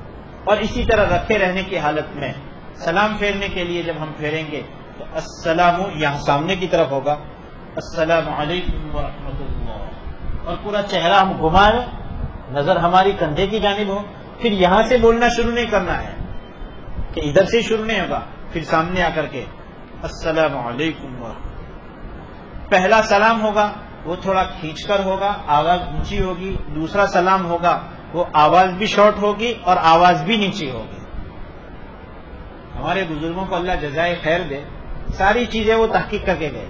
1995 میں ہمارے کنکھاریا کے قریب میں بھروچ میں پورے گجرات کا, جب پہلے پورے گجرات کی اجتماعات ہوتے تھے, حضرت جی مولانا انعام الحسن صاحب رحمۃ اللہ علیہ تشریف لانے والے تھے. ہم دورہ پڑھتے تھے, حضرت کی وفات ہو گئی تو اس کے بعد پورا قافلہ, اور اس قافلے میں سفر کے امیر حضرت مولانا احمد صاحب لاٹھ دامت برکاتہم تھے. سارا قافلہ تھا. حضرت مولانا عمر صاحب تھے, مولانا حضرت زبیر الحسن صاحب تھے, مولانا سعد صاحب تھے, مولانا ابراہیم صاحب تھے, مولانا محمد سلیمان جانجی تھے, مولانا عمر صاحب رحمۃ اللہ علیہ, پورا بڑا قافلہ تھا. خیر, ہمارے طلبا کو مشکات اور دورہ کے چنے ہوئے طلبا کو سب بزرگوں کی خدمت میں ایک ایک دو کو رکھا. میری خدمت طے ہوئی تھی مولانا زبیر الحسن صاحب کے ساتھ, اور وہ بھی بات بڑی عجیب تھی. مشورہ میں بیٹھے تھے, ہم بھی ساتھ میں تھے, مفتی اسماعیل صاحب رحمۃ اللہ, حضرت مولانا علی صاحب. تو سورت کے کچھ ساتھیوں نے یوں کہا کہ مولانا زبیر صاحب کے ساتھ ایسے آدمی کو رکھنا کہ وہ ذرا زور سے تماچا کھا سکے. اس لیے کہ مولانا زبیر صاحب کبھی زور سے پیار میں ایسا تماچا زور سے مارتے ہیں کہ کوئی طالب بچہ ہوگا تو وہ حیران ہو جائے گا. تو فوراً جزائے خیر دے اللہ تبارک و حضرت مفتی اسماعیل صاحب نے فرمایا اس کے لیے یوسف چلے گا. خیر, وہ تو بات الگ تھی. ہم نے تو دیکھا کہ ان پر وہ ذمہ داری, جب شورائی نظام کی شورا کے افراد میں سے ایک فرد وہ بھی تھے, تو ایسے ان پر تو سناٹا طاری تھا کہ مجھے کیا تماشا مارتے بیچارے. اللہ ان کو غریق رحمت فرمائے. وضو کرانے کا وقت ہوا تو میں نے یوں کہا، ان کے ساتھ میں وہاں سے بھی کوئی خادم آئے تھے، تو میں نے یوں کہا ایک لگن میں لوٹا پکڑ کر کے کہ میں وضو کرا دوں. تو انہوں نے مجھے پوچھا کہ تجھے وضو کراتے آتا ہے؟ تو میں سمجھ گیا. کہا کہ دیکھ سن، تیرا پہلا موقع ہے، بچہ ہے تو میں تجھے بتاتا ہوں کہ حضرت جی مولانا انعام الحسن صاحب رحمۃ اللہ علیہ نے وضو کی سنتیں قرآن سے بھی بہت سی ثابت ہوتی ہیں اور آداب ثابت ہوتے ہیں. عموماً ہم وضو کرتے ہیں تو ہم وضو کرنے میں نل شروع یا اپنے لوٹے سے تو ہم پانی ایسے دھوتے ہیں نیچے، اوپر سے نیچے، کیونکہ ہاتھ تو ایسے ہی رہتا ہے. تو مجھے کہا کہ دیکھ، اللہ نے قرآن میں یہ فرمایا ہے اپنے ہاتھوں کو دھوو کوہنیوں تک، اسے یہاں سے شروع کر کے یہاں جانا ہے. انہوں نے کہا. اس کے بعد میں نور العزا دیکھی تو وہاں لکھا ہے کہ یہ وضو کے آداب میں ہے کہ اللہ تبارک و تعالیٰ نے عربی کا لفظ جیسے ہم اردو میں اور انگلش میں کہیں کہ یہاں سے وہاں تک، تو اللہ نے یہ فرمایا کہ انگلیوں کو کوہنیوں تک، یعنی ادھر سے شروع کر کے وہاں ختم کرنا ہے، اور تم ادھر سے دھلواؤ گے ان بزرگوں کی سنت ضائع ہو جائے گی. ایسے پیر دھلوانے ہیں تو یہاں سے ٹخنے کی طرف جانا ہے. حالانکہ سہولت یوں ہے، ہاتھ دھونے میں بھی سہولت یہ ہے کہ نہیں، طریقہ یہ ہے کہ ہاتھ ایسے رکھ کر کے تینوں مرتبہ اوپر سے نیچے جا رہا ہے. کہ یہ سب پختہ نظر رکھنے والے بزرگان تھے جو قرآن اور حدیث پر مضبوط نظر رکھتے تھے، اور انہوں نے لوگوں کو عملی طور پر سکھلایا کیسا کام کیا جاتا. اور حضرت جی مولانا انعام الحسن صاحب رحمۃ اللہ علیہ اتنے پختہ عالم تھے. حضرت مولانا احمد صاحب لاٹ دامت برکاتہم سے ہم نے سنا کہ ایک مرتبہ سہارنپور جانا ہوا. حضرت جی مولانا انعام الحسن صاحب رحمۃ اللہ علیہ بھی ساتھ میں تھے، اور ان کے ساتھ میں ہم جا رہے تھے. حضرت فرماتے ہیں، اور حضرت شیخ زکریا رحمۃ اللہ علیہ بڑے صاحب علم تھے، بڑے صاحب علم تھے. وہاں پہنچے ہم، مولانا یونس صاحب جونپوری رحمۃ اللہ علیہ، حضرت شیخ زکریا وغیرہ وغیرہ سب بڑے بڑے تھے. تو جیسے ہم پہنچے نا تو حضرت فرماتے ہیں کہ چلو چلو بہت اچھا ہوا. ارے مولانا انعام، وہ سب ساتھی جیسے لوگ تھے، کہ مولانا انعام ہم تو ایک ہفتے سے کسی چیز کی تلاش میں ہیں اور کچھ سمجھ میں نہیں آ رہا ہے اس کے متعلق کا حکم، ذرا تم بتا دو. حضرت جی مولانا انعام صاحب فرماتے کہ حضرت آپ اتنے بڑے صاحب علم آدمی، میں اور کیا میری حیثیت کیا کہ میں آپ کی کچھ رہبری کر دوں. کہنے نہیں، بات ہماری سنو، ہم ایک چیز ایک ہفتے سے تلاش کر رہے ہیں. شیخ زکریا جیسے اور حضرت مولانا یونس صاحب جونپوری رحمۃ اللہ علیہ جیسے، جن کی بستر پر بیٹھے مطالعہ شروع کریں ان کو کوئی سلانے جاوے تو سوئے ورنہ فجر ہو جائے. کئی مرتبہ تو ایسا ہوا کہ کسی نے دستک دی، تھوڑی دیر کے بعد ان کو آواز دی کہ کیوں، کیا ہے؟ کہ حضرت کچھ نہیں، فجر کی اذان ہو گئی. کہ اچھا اذان بھی ہو گئی. ایسے صاحب علم لوگ تھے. لیکن حضرت جی مولانا انعام الحسن صاحب رحمۃ اللہ، پھر بھی ان کو حضرت شیخ زکریا نے کہا کہ حضرت اس بات کی ہم تلاش میں ہیں. تو کہا کہ اصل بات یہ ہے، اس طرح بات کر لی. کہا کہ ہم تو ایک ہفتے سے اس کی تلاش میں اور فکر میں تھے. انعام الحسن صاحب نے ہماری بات جو الجھی ہوئی تھی اس کو سلجھا دی. ایسے صاحب علم اور پختہ علم والے اس دعوت کے کام کے رہبر اور ذمہ دار رہ چکے ہیں. اس لیے یہ ساری سنتیں ہیں. ان تمام سنتوں کا اہتمام کرتے ہوئے اس کو ہم یاد رکھ کر کے، ایک ایک چیز کو یاد رکھ کر کے ہم عمل کریں. اللہ تبارک تعالی ہمیں اس کی توفیق عطا فرمائے.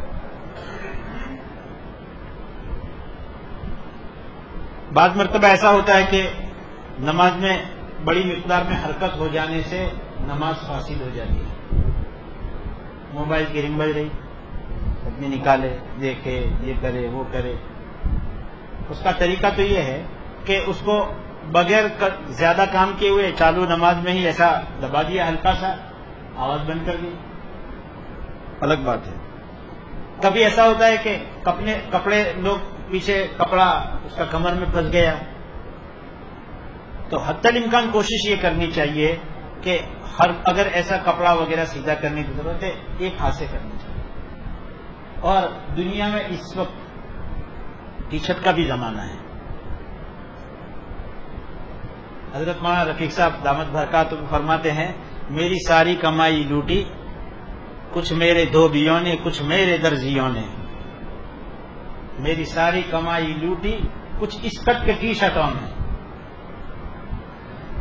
خیر، بعض مرتبہ ایسا ہوتا ہے کہ بنیان پینٹ میں رہتا نہیں اور ٹی شرٹ چھوٹا ہوتا ہے. اور رکوع اور سجدے میں جاتے ہیں تو مرد کے لیے وہ ناف اور ناف کے مقابل پورا حصہ بدن کا، اس کا اوپر کا تو کھل جائے گا، نماز ہو جائے گی، لیکن نیچے کا حصہ اگر ایک عضو کا چوتھے بھاگ کے برابر ایک رکن کی مقدار میں کھلا رہا تو نماز نہیں ہوتی. اس لیے ہمیں نماز میں اللہ نے فرمایا خذوا زینتکم عند کل مسجد، نماز ادا کرنے کے وقت میں اچھی سے اچھی چیز پہنو. اس لیے اس کا بھی اہتمام کرنا چاہیے. نماز میں کبھی ایسا ہوتا ہے کہ جمائی آتی ہے، اس کو روکنے کا حکم ہے. اور فقہاء نے لکھا اگر ایک آدمی چاہتا ہے کہ میری نماز میں مجھے جمائی نہ آئے، آ رہی ہے تو کیسے روک دے؟ ایک تو یہ کہ منہ دبا کر کے روکنے کی کوشش کریں، لیکن کچھ پڑھنا بھی ہے، اور پھر بھی آ رہا ہے تو اپنے منہ پر ایک ہاتھ سے منہ بند کرے. لیکن اگر آنے کا لگ رہا ہے، احساس تو ہوتا ہے، تو وہ وہیں رک جائے. فقہاء نے لکھا ہے کہ اس کا طریقہ یہ ہے کہ یہ خیال کرے کہ میں وہ حرکت کرنے جا رہا ہوں جو نبیوں سے کبھی نہیں ہوئی. اس لیے کہ فقہاء نے لکھا، علماء نے لکھا ہے کہ نبیوں کو کبھی جمائی نہیں آتے زندگی بھر میں، اس لیے کہ جمائی آنا سستی کی نشانی ہے. انبیاء سستی سے پاک ہوتے ہیں، ان کی طبیعت میں سستی نہیں ہوتی. پریکٹیکلی طور پر بزرگوں کا، حدیث کا طریقہ نہیں ہے، بزرگوں نے یہ لکھا ہے کہ اگر جمائی آ رہی ہے اور یہ خیال کرے کہ میں اس سے وہ حرکت ہونے جا رہی ہے جو نبیوں سے کبھی نہیں ہوئی ہے، وہیں بند، پھر آگے جمائی نہیں آئے گی، لیکن روکنی چاہیے. اگر ایک آدمی چھینک لیتا ہے اور چھینکنے میں اگر اس کے آواز پیدا ہو رہے ہیں، چھینک کھاتا ہے نماز میں، چھینک کھا لے، چھینکنے سے نماز نہیں ٹوٹتی ہے، لیکن چھینکنے کے ساتھ میں وہ اپنے منہ سے آواز نکالے، نماز فاسد ہو جاتی ہے. جمائی لے اور جمائی میں آواز نکل جائے تو نماز فاسد نہیں. اللہ جزائے خیر دے فقہا کو، سب لکھ کر گئے کہ کون سی آواز سے ٹوٹے گا، کون سی سے نہیں ٹوٹے گا. اسی طریقے سے نماز میں اپنا سینہ قبلے کی طرف رکھنا، اور سمت کا نام ہمارے لیے ایشیائی ممالک میں ہماری قبلہ کی سمت، کیونکہ یہاں سے ہم یہ نہیں کہتے کہ میں نماز پڑھتا ہوں قبلہ کی طرف ہو کر کے، قبلہ کی سمت کی طرف ہو کر ہو رہی ہے. کسی کو پتہ نہیں بیت اللہ تو کہاں کتنا دور ہوگا، کیسے کراس ہوگا، لیکن قبلہ ہمارا پشچم کی جانب. اور کسی بھی جانب کو اسکول وغیرہ جانے والے لوگ جانتے ہیں کہ 90 ڈگری بنے، اس طرح پر کہ بیت اللہ کی سمت سے ایک لکیر سیدھی جائے اور ہمارے سر سے سیدھی لکیر آئے تو 90 ڈگری بنے، وہ ہے سمت. اور اس 90 کے 45 ادھر اور 45 ادھر، اور زیادہ احتیاط کا قول یہ ہے کہ 23 ادھر اور 23 ڈگری ادھر، یعنی دونوں مل کر کے 45 بنے درمیان میں. اتنے تک اگر آدمی کا سینہ گھوم رہا ہے تو نماز ہو ہی گئی.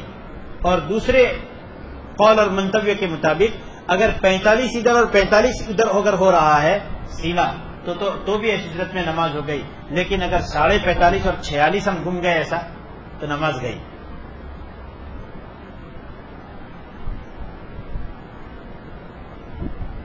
تو یہ تو میرے اپنے ذہن میں کچھ طریقے تھے، کچھ عام مسائل تھے، وہ میں نے سنا دیے. اللہ تبارک و تعالی ہمیں اس پر عمل کرنے کی توفیق عطا فرمائے. اور حضرت مولانا یونس صاحب پونا کی بات میں کہہ رہا تھا، وہ فرماتے تھے کہ اگر 1000 رکعت پڑھ کر کے بھی ہم اپنی زندگی کی نماز کو سدھاریں تو بھی سستا سودا ہے. اور اسی لیے ہمارے بزرگان، امام ابو یوسف رحمۃ اللہ علیہ سپریم کورٹ کے ججوں کی ٹیم کے صدر تھے ان کے زمانے کے. اور کتنا بڑا ملک، دنیا کی آباد دنیا جو اس وقت لوگوں کو معلوم تھی اس کی نصف سے 50% سے زائد دنیا کی حکومت ایک اسلامی حکومت تھی، اور اس کے سپریم کورٹ اس زمانے کی، اور ان سپریم کورٹوں میں ججوں کی ٹیم اور اس ٹیم کے بھی صدر فقط روزانہ 200 رکعت نوافل پڑھتے تھے. اس لیے حقیقت میں بات اصل یہ ہے کہ ہمارا نفس اور شیطان بڑا ہے، اس کی وجہ سے ہمیں موقع نہیں ملتا، ورنہ ہم ان بزرگوں کے لیے ہم سے بڑھ کر کے بڑے کام تھے. حضرت شیخ زکریا رحمۃ اللہ علیہ راجستھان کے ایک اجتماع میں تشریف لا رہے تھے قافلے کے ساتھ میں، اور وہاں سے چلے اور راجستھان پہنچے، آنے میں 45 پارے اور جانے میں 45 پارے قرآن پاک کی تلاوت کی، 1.5 قرآن آتے وقت میں 1.5 قرآن جاتے وقت میں۔ ان بزرگوں نے اپنی زندگیوں کو سمجھا تھا کہ یہ ہمارا نہیں ہے بلکہ ہمارا سودا ہو چکا ہے۔ ان اللہ اشتری من المؤمنین انفسهم واموالهم بان لهم الجنہ، اللہ نے تو مومنین کی جان کو، مومنین کے مال کو خرید لیا ہے اس بات کے بدلے میں کہ ان کے لیے اس کے بدلے میں جنت۔ تو ہمارا تو سودا ہو چکا ہے، ہمارا مکان اگر ہم بیچ چکے ہوں اور اس کا بدلہ بھی مل چکا ہو، اور ایک آدمی کہے کہ لاؤ بھائی چابی دو اور ہم نہ دیں، وہ آدمی غاصب۔ ہمارا ٹائم اللہ کا ہے، اللہ خریدار ہیں، ہم بیچنے والے ہیں۔ اللہ تبارک و تعالیٰ کی طرف سے کیا ذرہ نوازی، خریدنے والے تو جنت کے ہم ہونے چاہیے تھے، تو اللہ یہ فرماتے تو بیچتا ہے اور میں خریدتا ہوں، اور بدلہ دینے والا میں، یعنی پیسہ جیسے ہم دیتے ہیں تو ہم پیسہ اصل نہیں ہے، پیسہ اصل نہیں ہوتا ہے، مال اصل ہوتا ہے۔ تو اللہ ایسا فرماتے ہیں اے مومن تیری جان اور اے مومن تیرا مال وہ اصل، اور میری جنت اس کا حاصل کرنے کا ذریعہ، پوری الٹی بات۔ لیکن اللہ اپنے بندوں کو ابھارتے ہیں کہ تمہارا تو سودا ہو چکا ہے، اس لیے ہم اپنی ذات میں اپنے مال میں آزاد نہیں۔ اللہ کا حکم ہے ہم مقدم، اللہ کا حکم مقدم آگے رکھیں گے، پہلے کریں گے وہ۔ اس لیے ہم اپنی نمازوں کو اور نماز کے ذریعے سے اپنی پوری زندگی کو اور اپنے مقام کے قابل اعتبار وہ علماء جو اپنے اسلاف سے دین کو سیکھے ہوئے ہیں، ان سے ہم دین کو جان جان کر اپنے عمل کی نیت سے، اپنی اصلاح کی نیت سے، دوسرے کے لیے نہیں، جانیں گے اور عمل کریں گے۔ اللہ توفیق عطا فرمائے۔ کرسی کے مسائل جو ہیں بڑے اہم ہیں۔ ایک آدمی وہ جو زمین پر بیٹھ کر، زمین پر سر رکھ کر سجدہ نہیں کر سکتا ہے بطور مثال کے، لیکن وہ اتنی قدرت رکھتا ہے، یہ ایک اینٹ کی اونچائی کی مقدار ہے تقریباً، اتنی اونچائی پر کوئی ٹیپائی رکھ کر کے اس پر ایسی چیز جس کو روکنے سے رک سکے، ٹھوس اور مضبوط چیز، زمین پر وہ سجدہ نہیں کر سکتا ہے۔ اس کو تکلیف ایسی ہے کہ وہ سجدہ زمین پر نہیں کر سکتا ہے، لیکن اتنی وہ طاقت رکھتا ہے کہ ایک اینٹ کھڑی رکھی جائے، اتنی اونچائی تک، زمین سے اتنی اونچائی تک وہ سر جھکا سکتا ہے، اور کوئی چیز ایسی اس کو مل جائے، ٹیپائی اور کوئی سامان اس کے پاس، اور اس پر وہ سر رکھ سکتا ہے، اور نیچے بیٹھنے میں اس کو پریشانی نہیں ہے، البتہ اس کو سجدے میں جانے میں یا کوئی اور وجہ سے پریشانی ہے، تو ایسی صورت میں وہ آدمی کرسی پر بیٹھ کر نماز پڑھے گا، اس کی نماز نہیں ہوگی۔ وہ آدمی جو نہ زمین پر سجدہ کر سکتا ہے، زمین سے ایک اینٹ اونچائی کی مقدار پر پیشانی جھکا سکے، اتنی مقدار کی بھی طاقت نہیں رکھتا ہے، اس کو کمر میں ایسی تکلیف ہے، گھٹنوں میں ایسی تکلیف ہے، زمین پر بیٹھ ہی نہیں سکتا ہے۔ بعض معذورین ایسے ہیں کہ ان کے کمر میں یا گھٹنے میں ریپلیسمنٹ یا کوئی اور پریشانی کی وجہ سے ایسی ہے کہ وہ زمین پر زندگی پر بیٹھ نہیں سکتے، ان کے لیے کرسی پر بیٹھ کر اجازت ہے۔ یا کوئی ایسی بیماری ہے یا بیماری بڑھ جانے کا خطرہ ہے کہ جس کی وجہ سے وہ زمین پر بیٹھ نہیں سکتے، بیماری بڑھ جانے کا خطرہ ہے، ان کا اپنا ذاتی تجربہ ہے یا ماہر دیندار ڈاکٹر نے کہا ہے کہ اس سے بیماری بڑھ جائے گی، تو اس آدمی کے لیے بھی کرسی پر اجازت ہے۔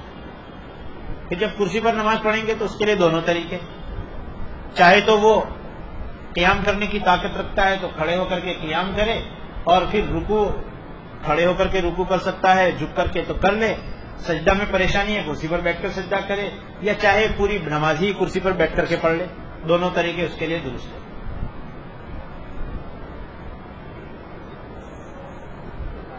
سجدہ نہیں کر سکتا، قیام کر سکتا ہے،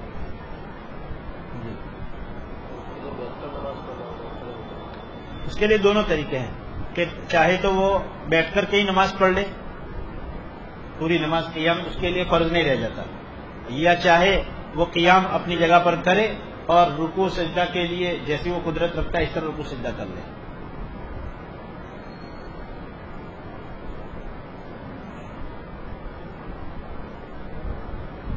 آپ لوگ اس بات کی تو نیت کرتے ہیں نا، اور میں بھی اپنے آپ سے بھی کہتا ہوں کہ ہم اپنے نماز کے متعلق کی ساری سنتوں کو جانیں گے اور اپنی نماز کی اہتمام، کیونکہ اللہ نے فرمایا حافظوا علی الصلوات، خالی نماز پڑھ لو نہیں، نمازوں کی نگہبانی کرو، نگرانی کرو.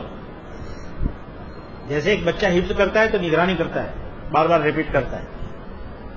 محافظت کا حکم ہے اپنے اور اپنے بال بچوں اور اپنے گھر والوں کو، کیونکہ حکم کیا ہے؟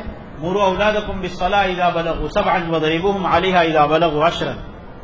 اپنے بچوں کو نماز کا حکم کرو جب وہ 7 سال کے ہو جائیں، اور ان کو نماز پر مارو جبکہ وہ 10 سال کے ہو جائیں. اور یہ صرف نماز نہیں، اور ابھی جو میں نے حدیث پڑھی کہ صلو کما رأیتمونی اصلی، تم نماز ایسے پڑھو جیسے تم نے مجھے نماز پڑھتے دیکھا ہے. ہمارے علماء اور بزرگان فرماتے ہیں کہ یہ تو زندگی کی اہم عبادت کی طرف اللہ کے رسول علیہ الصلوۃ والسلام نے ان احادیث میں اشارہ فرما دیا. روزہ ایسا رکھو جیسا تم نے مجھے روزہ رکھتے دیکھا، حج ایسی کرو جیسے تم نے مجھے حج کرتے دیکھا، عمرہ ایسا کرو جیسے تم نے مجھے عمرہ کرتے دیکھا، تم خریداری ایسے کرو جیسے تم نے مجھے خریداری کرتے دیکھا، تم اپنے پڑوسیوں کے ساتھ سلوک ایسے کرو جیسا تم نے مجھے دیکھا، تم غیر مسلم کے ساتھ برتاؤ کرو تو ایسا کرو جیسا تم نے مجھے دیکھا. ساری چیزوں میں ہے. اور ایسے ہی آپ علیہ السلام نے یہ فرمایا کہ بچوں کو نماز کا حکم دو جب 7 سال کے ہو جائے. صرف نماز کے لیے متعلق، نماز کے لیے صاف لفظوں میں، اور اس کے ضمن میں ساری آداب کے متعلق اور انسانی معاشرتی جو زندگی اللہ کے رسول علیہ السلام نے سکھلائی، اس زندگی کے تمام آداب کے متعلق باپ کو، والیوں کو، ماں باپ کو، بڑے بھائیوں کو حکم ہے کہ اپنے بھائی بہن، اپنی اولاد جب وہ 7 سال پر ہو جائیں انہیں آداب سکھلائیں. اس لیے ایک عرب عالم فرماتے ہیں کہ بڑے بڑے سلوک اور تزکیہ کے جو بڑے مراتب ہیں، اللہ کے رسول علیہ السلام نے ننھے سے صحابی رضی اللہ تعالیٰ عنہ کو کہا کہ یا غلام، اے بیٹے، او بچے سن، اذا استعنت فاستعن باللہ، جب مدد مانگو اللہ سے مانگو. اور اے بیٹے یاد رکھو،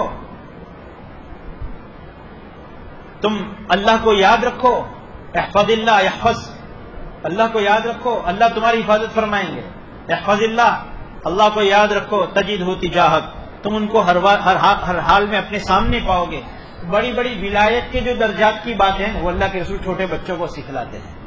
اس لیے ضرورت اس بات کی ہے کہ ہم پیار سے، محبت سے، اچھے انداز سے، میٹھے بول سے اپنی اولاد کو اس حدیث کے ضمن میں نماز کو خصوصیت کے ساتھ پوری زندگی کے گزارنے کے جو آداب ہیں، وہ بچہ جو ہوتا ہے وہ اس کو 75 نہیں 775 مرتبہ سکھلانا پڑے تو بھی ہو سکتا ہے کہ 776 میں غلط کرے، لیکن ان کو بار بار اولیاء ٹوکیں.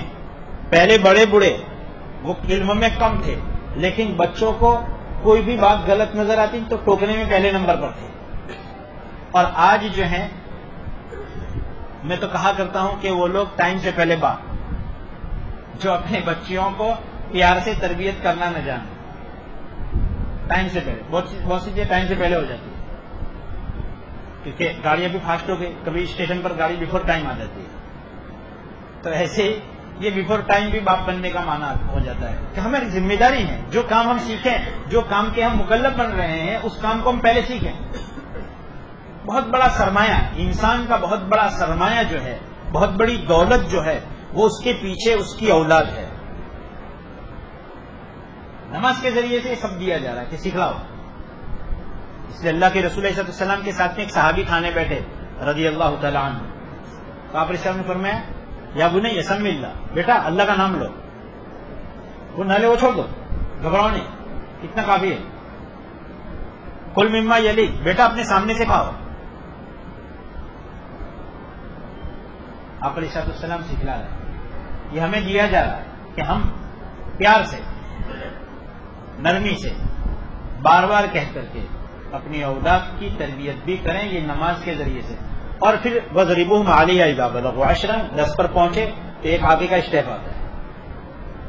لیکن وہ مار بھی ایسی نہیں، بعض مرتبہ ایسا ہوتا ہے کہ پھجیتا ہوتا ہے، مار نہیں ہوتے. بچہ بھی جو ہے نا وہ سمجھتا ہے کہ میں بھی ایک عزت دار آدمی ہوں، تم نے میرے دوستوں کے دل میں میری عزت نکال دی، حالانکہ اس کی بیچاری کوئی عزت نہیں ہے، وہ جانتا ہی ہے کہ میری عزت کے ٹرک گھوم رہے والے. اس لیے اس کا بھی طریقہ ہے کہ اس کو ایسے نہیں ہو کہ وہ یوں سمجھے کہ مجھے ذلیل کیا جا رہا ہے. تربیت کرنا ہے، ذلیل نہیں کرنا ہے.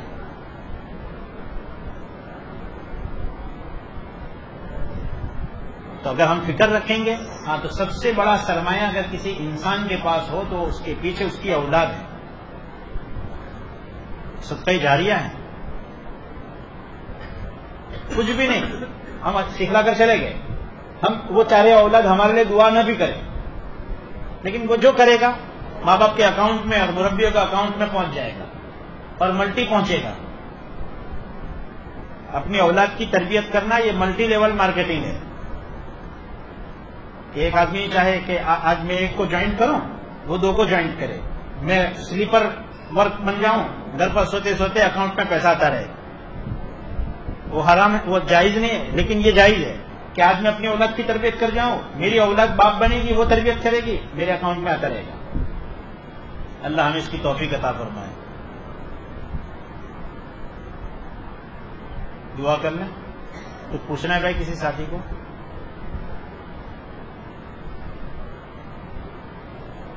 یا ارحم الراحمین، یا اکرم الاکرمین، یا راحم المساکین، یا ذی القوة المتین، الہکم الہ واحد لا الہ الا هو الرحمن الرحیم.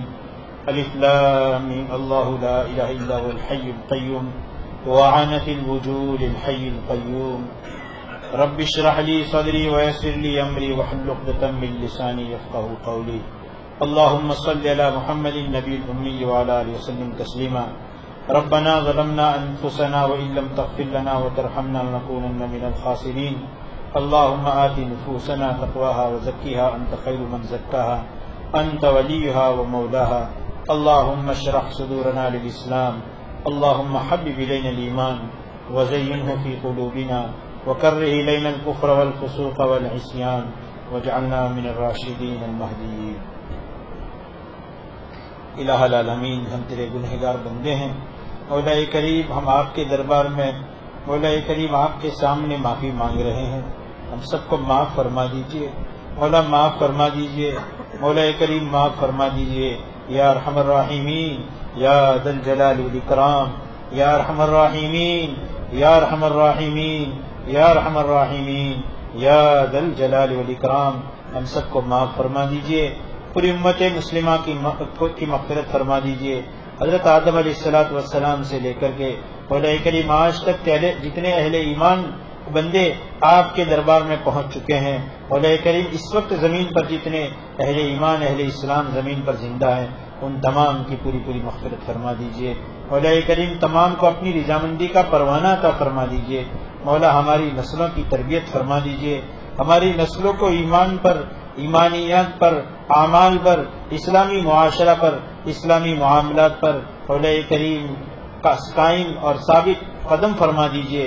مولا کریم ہمارے دلوں کو اپنی اطاعت کی طرف پھیر دیجئے. ایمان پر ثابت قدمی نصیب فرما دیجئے.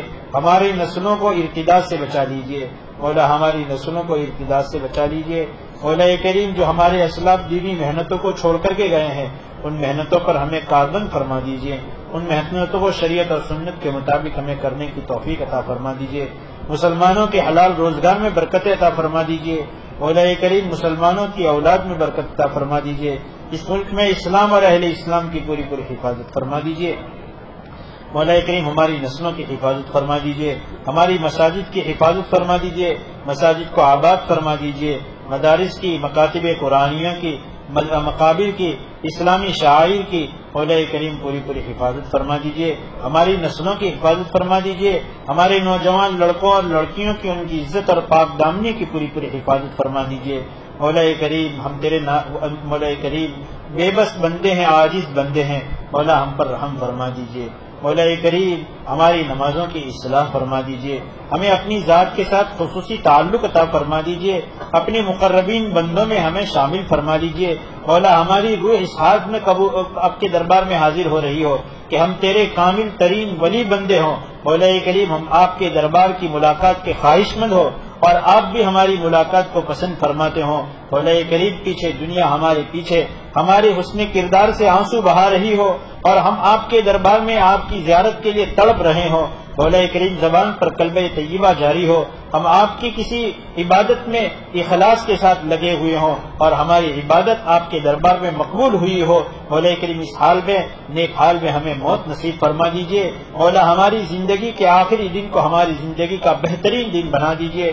ہماری زندگی کی آخری عبادت کو ہماری زندگی کی مقبول ترین عبادت بنا دیجئے. مولا ہماری نسلوں کی حفاظت فرما دیجئے. مولا کریم مسلمانوں کے لڑکوں اور لڑکیوں کی حفاظت فرما دیجئے. مولا اس ملک میں ہماری نسلوں کی اور پوری دنیا میں ہمارے مسلمان بھائیوں کی اور ہماری بہنوں کی پوری حفاظت فرما دیجئے. جہاں کہیں اہل ایمان پریشان حال ہیں ان کی پریشانیوں کو ختم فرما دیجئے. مولا جہاں کہیں بھی ہم پریشان ہیں, مولا کریم ہماری اپنی کوتاہیوں کی وجہ سے ہم پریشان ہیں, لیکن مولا کریم ہمیں جو ستایا جا رہا ہے اور دنیا میں جہاں کہیں ہم پریشان ہیں محض اس لیے کہ ہم آپ کے نام لیوا ہیں. مولا کریم آپ بڑے غنی ہیں اور آپ بڑے غیور ہیں. مولا کریم آپ کو آپ کی غیرت کا واسطہ, آپ کو آپ کی کریمی کا واسطہ, آپ کو آپ کی رحیمی کا واسطہ. مولا ہم تیرے کمزور بندے ہیں, آپ کی آزمائش کے لائق نہیں ہے. ہم آپ سے اپنے لیے اور اپنی نسلوں کے لیے, اپنے ملک کے لیے اور پوری مسلمانوں کے لیے مولا کریم عافیت کا سوال کرتے ہیں. عافیت عطا فرما دیجئے, عافیت عطا فرما دیجئے, رحم فرما دیجئے, کرم فرما دیجئے. مولا کریم ہماری اور ہمارے ماں باپ کی, ہماری اور ہمارے بیوی بچوں کی, ہماری اور ہمارے بھائی بہنوں کی, ہماری اور ہمارے بھائی بہنوں کی, ان کی نسلوں کی, مولا کریم ہمارے دور کے اور قریب کے رشتہ داروں کی, ہماری ددیالی اور ننیالی رشتہ داروں کی, مولا کریم ہمارے محسنین معاونین کی, ہم سے تعلق رکھنے والوں کی اور ہمارے شاگردوں کی اور متعلقین کی, متوسلین کی, پوری امت مسلمہ کی پوری مغفرت فرما دیجئے. تمام کی دنیاوی جائز تمناؤں کو پورا فرما دیجئے, تمام کی اخروی ضرورتوں کو پورا فرما دیجئے. مولا ہماری سب سے بڑی ضرورت یہ ہے کہ ہمارا تعلق آپ سے صحیح فرما دیجئے. مولا کریم ہمارے اس ٹوٹے تعلق کو آپ سے صحیح کرنے والا اور جوڑنے والا آپ کے سوا کوئی نہیں ہے. مولا کریم ہم آپ سے بچھڑے ہوئے ہیں اور آپ ہی ہمیں اپنے سے جوڑنے والے ہیں. ہمیں اپنے ساتھ جوڑ دیجئے مولا, اپنے ساتھ وابستہ کر لیجئے. مولا ہمیں اپنی اور اپنے نبی کی سچی محبت عطا فرما دیجئے. ہمیں اپنی شریعت پر چلنے کا شوق اور جذبہ عطا فرما دیجئے. ہماری تمام جائز تمناؤں کو پورا فرما دیجئے. اس مجلس کی آخری تمنا یہ ہے, ہم سب کی طرف سے نام بنام ہمارے نبی کریم صلی اللہ علیہ وسلم کی خدمت اقدس میں مقبول صلاۃ و سلام کا تحفہ تیری بارش کی قطروں کی تعداد, ریت کے ذرات کی تعداد کے بقدر, زمین پر اگے ہوئے پیڑ پودوں اور ان کے پتوں اور ان کے ریشوں کی تعداد کے بقدر, اور انسانوں اور جناتوں مولا کریم کے بدن اور جانوروں ان کی تعداد, ان کے بدن کے بالوں کی تعداد کے بقدر, آپ کے عرش کے وزن کی تعداد کے بقدر مولا کریم مقبول صلاۃ و سلام کا تحفہ پیش فرما دیجئے. پھر آپ علیہ الصلوۃ والسلام ہمارے سلام کو قبول فرما کر ہمیں سلام کا جواب دے دیں. وصلی اللہ علی نبی محمد وآلہ وصحبہ اجمعین.